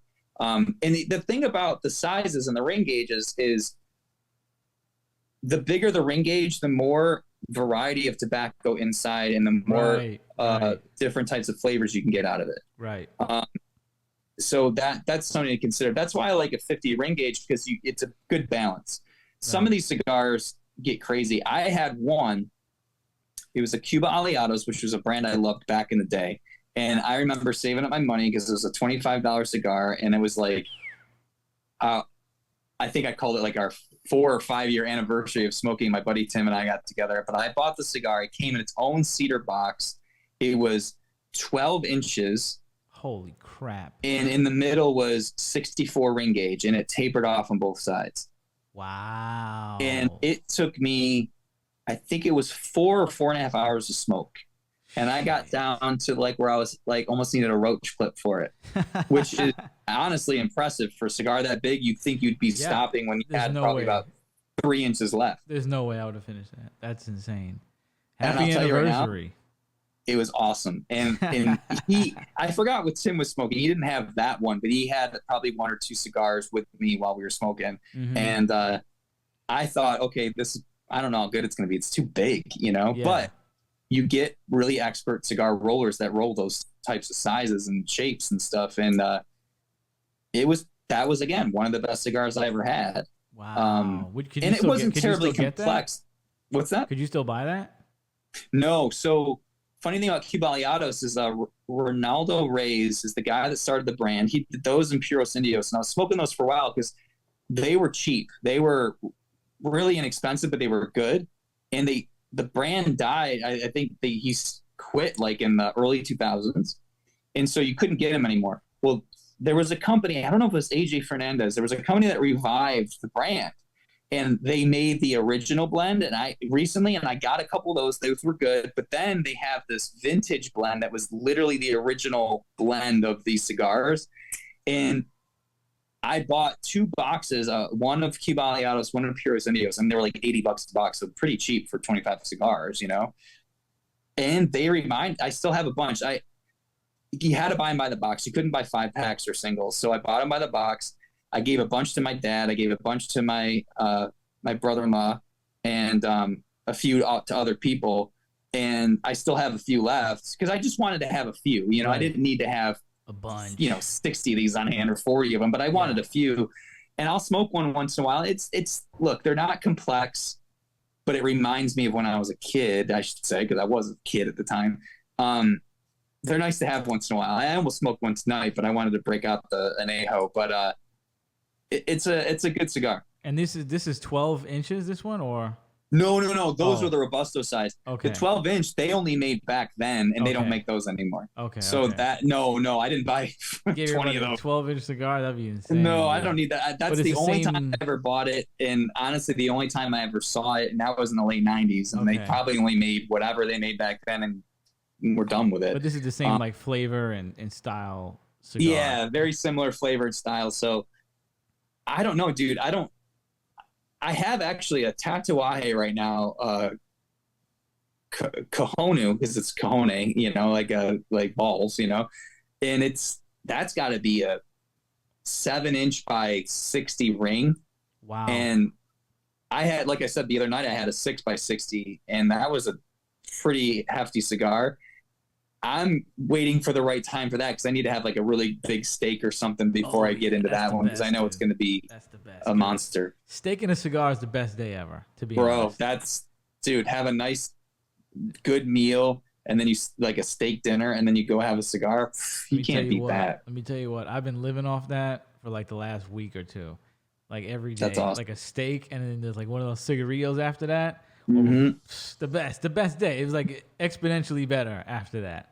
Like you cannot annoy me after that. I could take anything after Yeah, that. it gives you something to look forward to. You know, like I said, like I think that's one of the reasons why I'm glad I don't smoke all the time. You know, Right. because I You can want appreciate it. it. Yeah, I want it to be special. And I don't look. People who want to smoke 5 a day, I don't care. It's just for me. I want to have something to look forward to. I want something to get excited about, and I Yeah. look forward to those moments where I can sit down and be like, "All right, this is what we're doing." I'll probably end up being a 5 a day guy like in my 50s. I'll probably like There you go. that. I'll probably do it back then, later on in life. Right now, that seems like a Yeah. lot. That seems like, I mean, because this is taking me a while just to knock this out. But now I know it's of the bigger variety, which I didn't really remember. Are you the kind of guy that could put a cigar out and then do it again the next day, like the same cigar? I've never done that, although there's been times where I'll let it go out, just whether it's conversation or whatever, or I'll have to go do something and then I come back to it like that day, you know? Right. Once in a while where it's like, oh shit, I had to go out and do this. I was in the middle of a cigar, but okay, I'll go do it. I'll let it go out. I'll bring it back, you know, and light it up. I know you can. I mean, there's plenty of people that have put out cigars and come back to it the next day. I wouldn't go longer than a day. Yeah. But generally I don't, because I carve out the time that I want to have that full cigar. I don't want to interrupt it, you know? Right. But the times I've done it, you know, within an hour or so, or, you know, about an hour is probably the longest I've gone. It's been fine. I haven't had any problems with that. I'm okay with that. But yeah, I mean, generally when I'm having a cigar, I'm just going to smoke the whole thing, you know?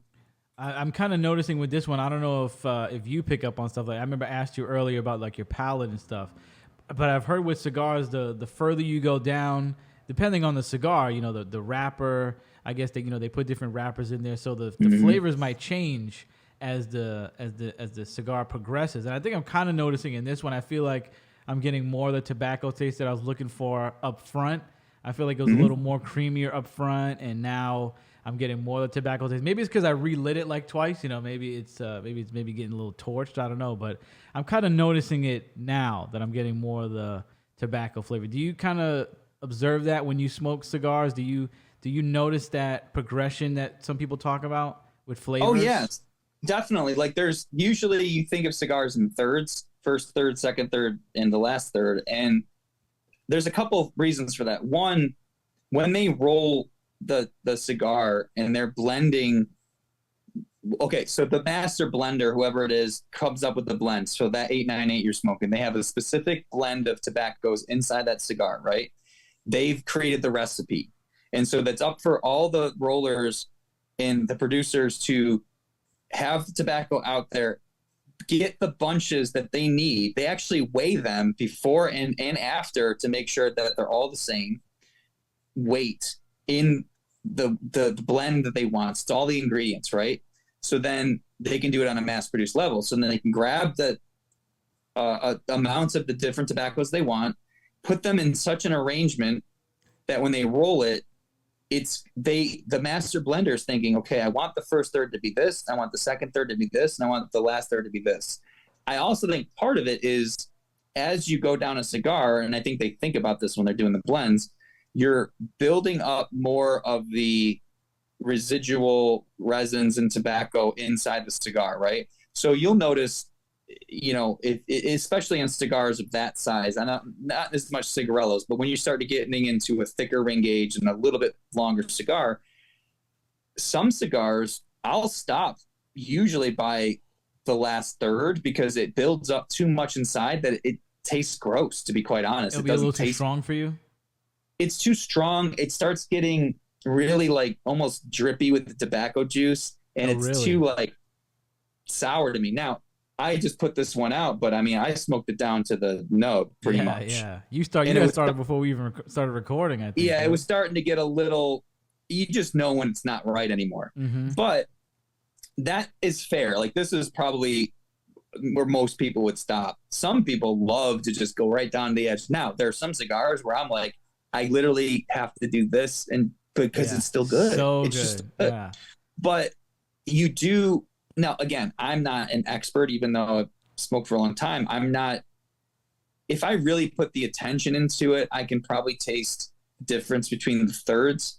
And yes, there's been plenty of times where I'm like, oh yeah, this is getting a little bit different now.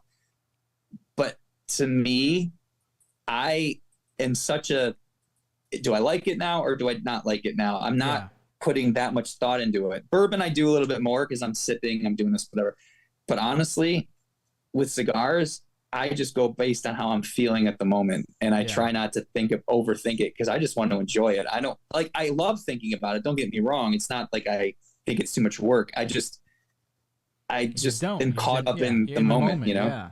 I'm really enjoying this one. The more it burns, I really like this. I could see why it's universally loved, and I'm very much looking forward to looking into the other ones you recommended in Ashton. I mean, there's a lot. And the nice thing about that is try sticking with that one brand and trying a few different versions of it, you know, and you'll see the differences. It's almost like you're smoking a completely different brand, but it's within the same wheelhouse, you know? Yeah.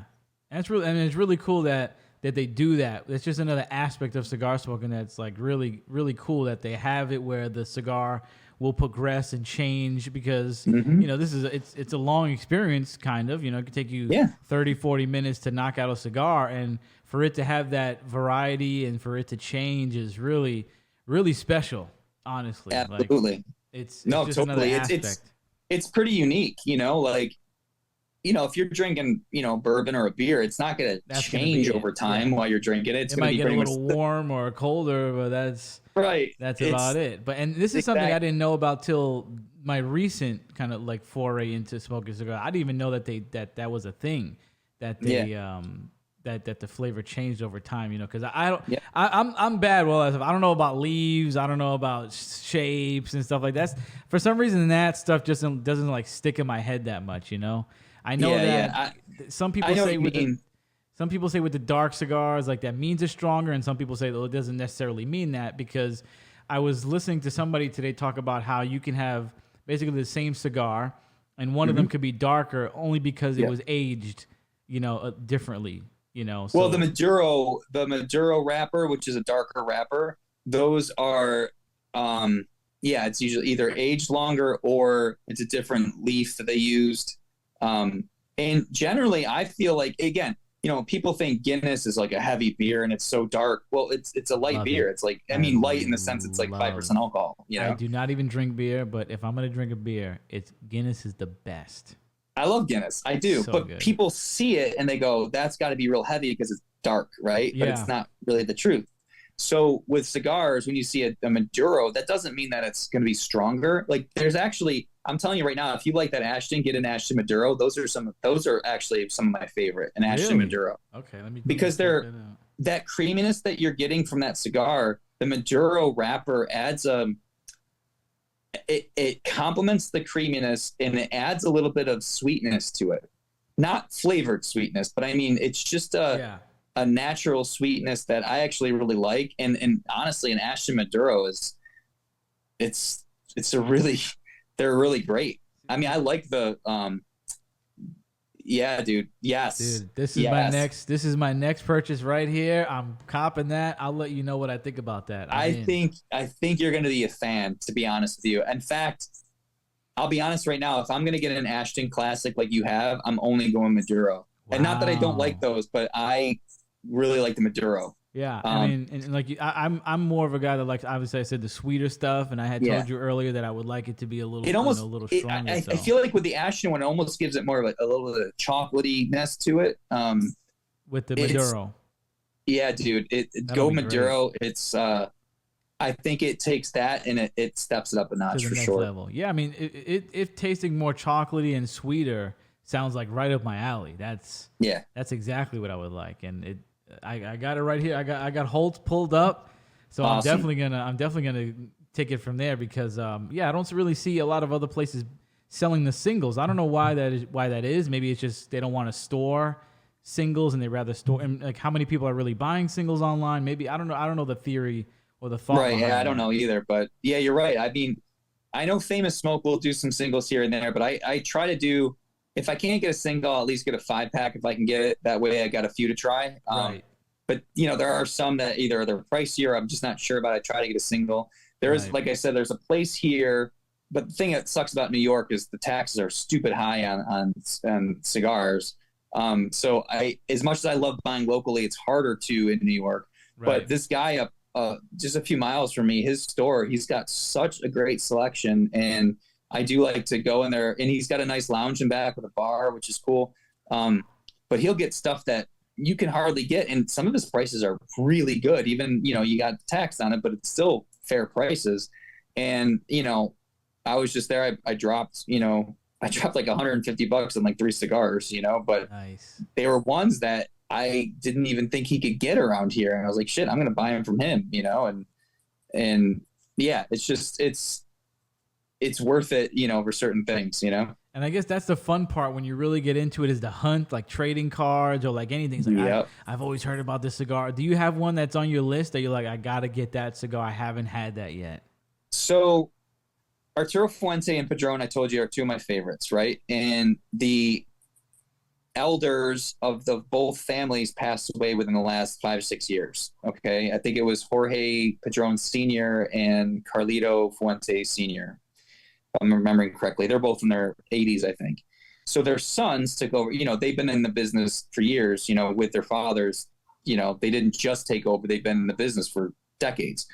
But they're 2 distinct brands. And what they did is they got together, and Carlito Jr., Fuente Jr., made a blend to honor Jorge Padron Sr. And then I think it's Jorge Padron Jr., if I'm not mistaken, made a blend to honor Carlito Fuente Sr. Oh, nice. So it's Padron making something for Fuente, Fuente making something for Padron. And what they did is they released, it wasn't a lot, it was 1,000 boxes in a humidor, 20 and 20, 20 of the one, 20 of the other. But the boxes go for $7,000. Well, they sold it in a humidor already, so you get a humidor with it? Yeah, it's in a humidor Wow. box. But it's $7,000. And yeah, let's go half. yeah, right. But I think it's Holtz and a couple other companies actually sell them singles, or some actually only sell them as doubles. You have to buy one of each.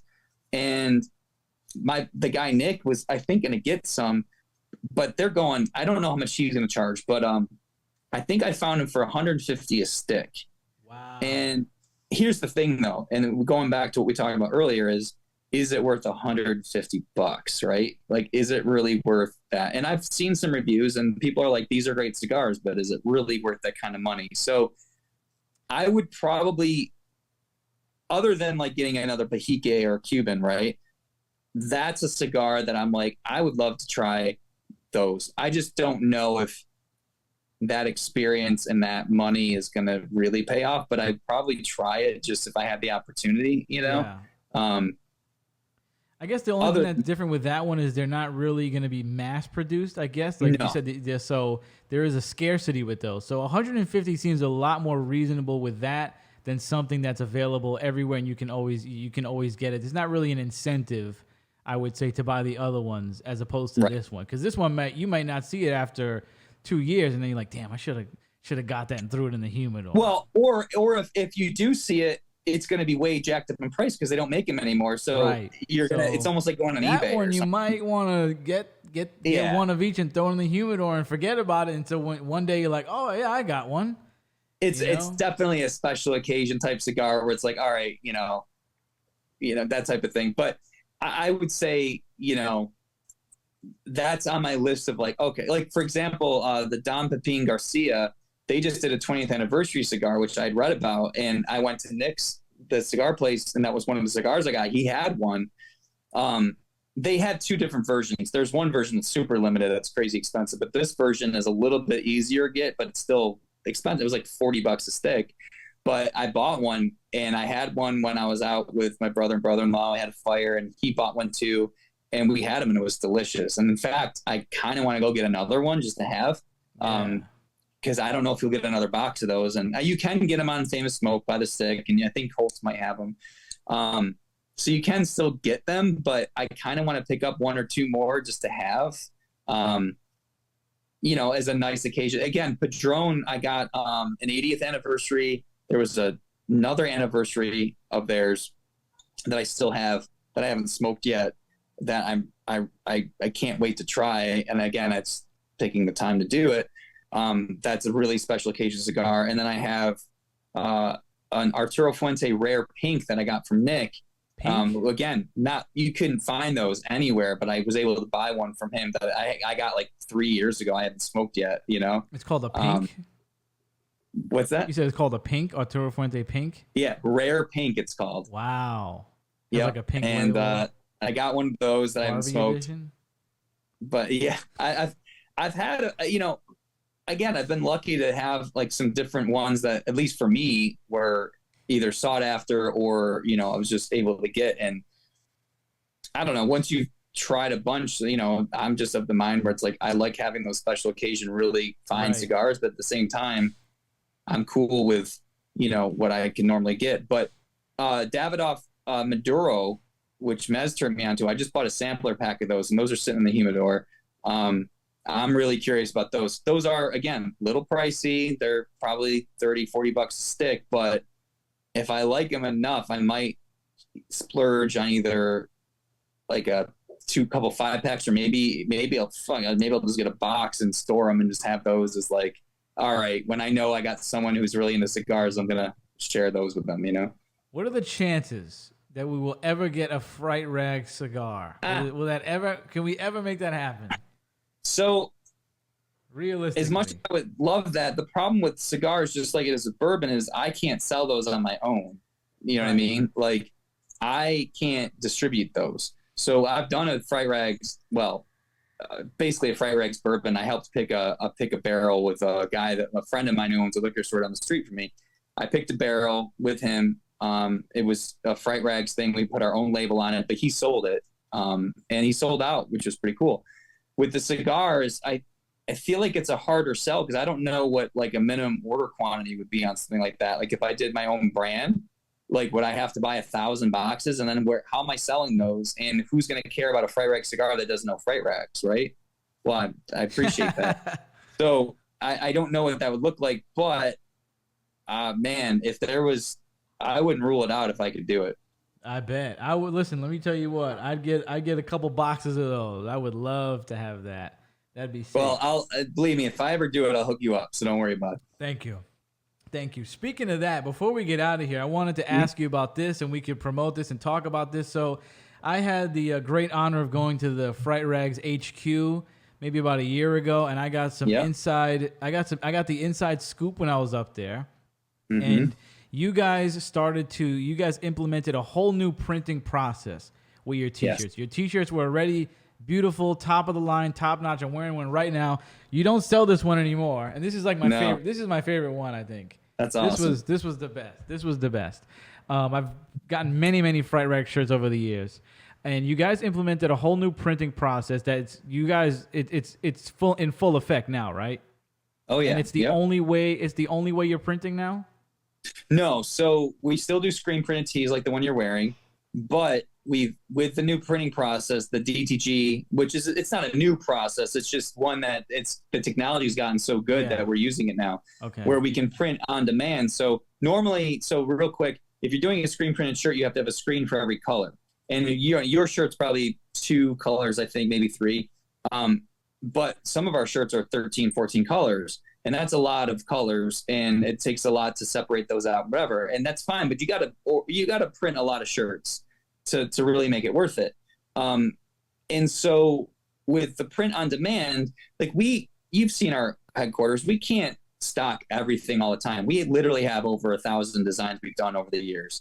And you can't just keep every size in stock all the time. It's not feasible. Even if I had a warehouse 10 times the size, it's not feasible. Not everything's going to sell. I'd have a lot of stock just sitting around.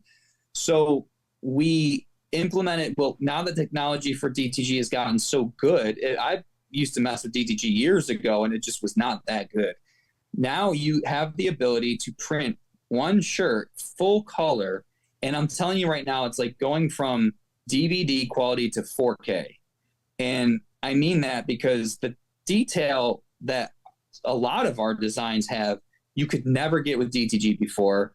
And even though screen printing is still an amazing way to print shirts, especially in mass production, the DTG process honestly has gotten as good, if not better in some cases. But the problem with DTG is the price doesn't go down the more you print, like screen printing does, because the setup costs and stuff, it gets amortized over the amount that you do. So if you're running hundreds of shirts with a large setup, the price goes down per unit.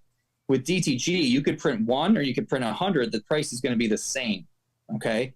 But the ability for us to allow hundreds of our designs to be on demand, where you're like, well, dude, I wanted this Halloween shirt that you haven't printed in 5 years. Well, guess what? You can order one. We can make it for you and ship it to you. Yes, we have to charge more because it costs us 30% more to print these things. I mean, that's the real, people complain about the price, but I'm like, look, it literally costs us 30% more to do these, but it allows us to give you a variety to choose from. And so we implemented it, I think when you and I talked, was it about a year ago or whatever, we had been testing it and we had it just as part of our rewards program Graveyard. And then we kind of went full bore with it in April, where we released, I think, 130 of our designs available all the time. Now with the screen printed stuff, we still do it in our normal releases, and we will maybe reprint a few of the ones in high demand, but eventually those designs, as they sell out and don't sell as much, we will roll those over into our DTG customs line. Okay. And we're in the process of coming back out with even more designs, probably a bunch more, and being able to offer things like women's tees on demand, which would be great because we don't sell a lot of women's tees, but we have a lot of people wanting them. It's this weird thing where people want them, but they don't sell. But now if we can do on demand, it takes away all of the guesswork of what should we bring back. If you want it, it's there. I've been really happy, and really the best thing is the customers have liked them. Like, the customers have been super happy with them. And I do believe that, because here's the thing, you can order a shirt off Redbubble or Zazzle or Cafe Press, and it's going to look like crap. It's not going to look that good because they don't optimize the equipment. They just run it through. And it's good for some promo stuff. Our printers in town that print our t-shirts, screen printed, they also do our on-demand stuff, and they are really focused on the quality, and their printers are just awesome. And I shot down that technology for years because it just wasn't ready for prime time. And as soon as, Tony, my good friend, who's the owner of the place that we get our shirts printed, when he showed me a shirt and I was like, whoa, this is DTG? Like, you got to be kidding me right now. Like, I didn't believe it. And when he showed me the printers and he whipped out a couple for me, I was like, all right, wait a minute. Let me wash test these because I don't believe it's going to stick.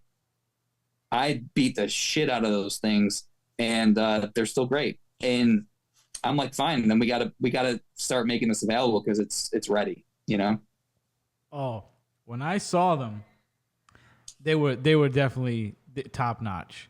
I was surprised at how, you pointed out little details in a previous shirt that was screen printed that were now visible in the DTG. And I was like, what? I didn't think, sometimes when they said we got a new piece of technology, I'm like, is it that much better? I'm like, is it that much better? No, it was that much better. It was really polished, really bright, really vibrant colors. So you have that whole line available. And how many on-demand designs do you have from your catalog? I think it's about 138 now, maybe 140. Yeah, so you got one of my favorites, the Chucky and Tiffany heart design. Yeah, is there? Do you have the Ghostface knife one on that one too? No, because our Ghostface license right now, we had to have a very limited deal where we were only able to do a certain number of designs. We're actually bringing them back out, I think, in October. But after the end of the year, they're going to be gone. Like, we have to sell off what we have left over. It's a long story, but it was a very limited thing because we had some other items in there. But we brought back a lot of ones that were in demand, and like I said, people have been digging them, and we're gonna add more to the collection, in the coming year. So I'm super stoked about it. It's definitely been a change for us. Now, things like long sleeves and hoodies and stuff we'll always do screen printed for now because too costly to try to do DTG with the sleeve prints and other things. And so those things will probably not be DTG for a long time unless the technology gets to that point. But for standard shirts, this is going to be the way to go. And quite frankly, in the next several years, you know, hopefully costs come down, but also we might just for everything over to that. We will see. I don't know right now. Like, it's hard to tell, but the hybrid model for us right now works pretty good. We could do some screen printed stuff, which is cheaper, so people are saving some money. But also, and it's still great quality, but also we can do some DTG stuff, which is great quality, and it's just a little bit more expensive. Right. Well, it's definitely beautiful stuff, and I can't wait to get. For some reason, I haven't gotten one of the new ones yet, but I definitely will. And am I breaking any kind of rule? I feel like I'm doing something like really bad by drinking a soda with a cigar. Is that like, I've never heard of that. Is that like an unwritten? No, actually, there's a lot of people that prefer soda with a cigar. Okay. It's a thing. I thought I was being like real ratchet right now. There are no rules. Drink what you want to drink and smoke what you want to smoke. It doesn't matter.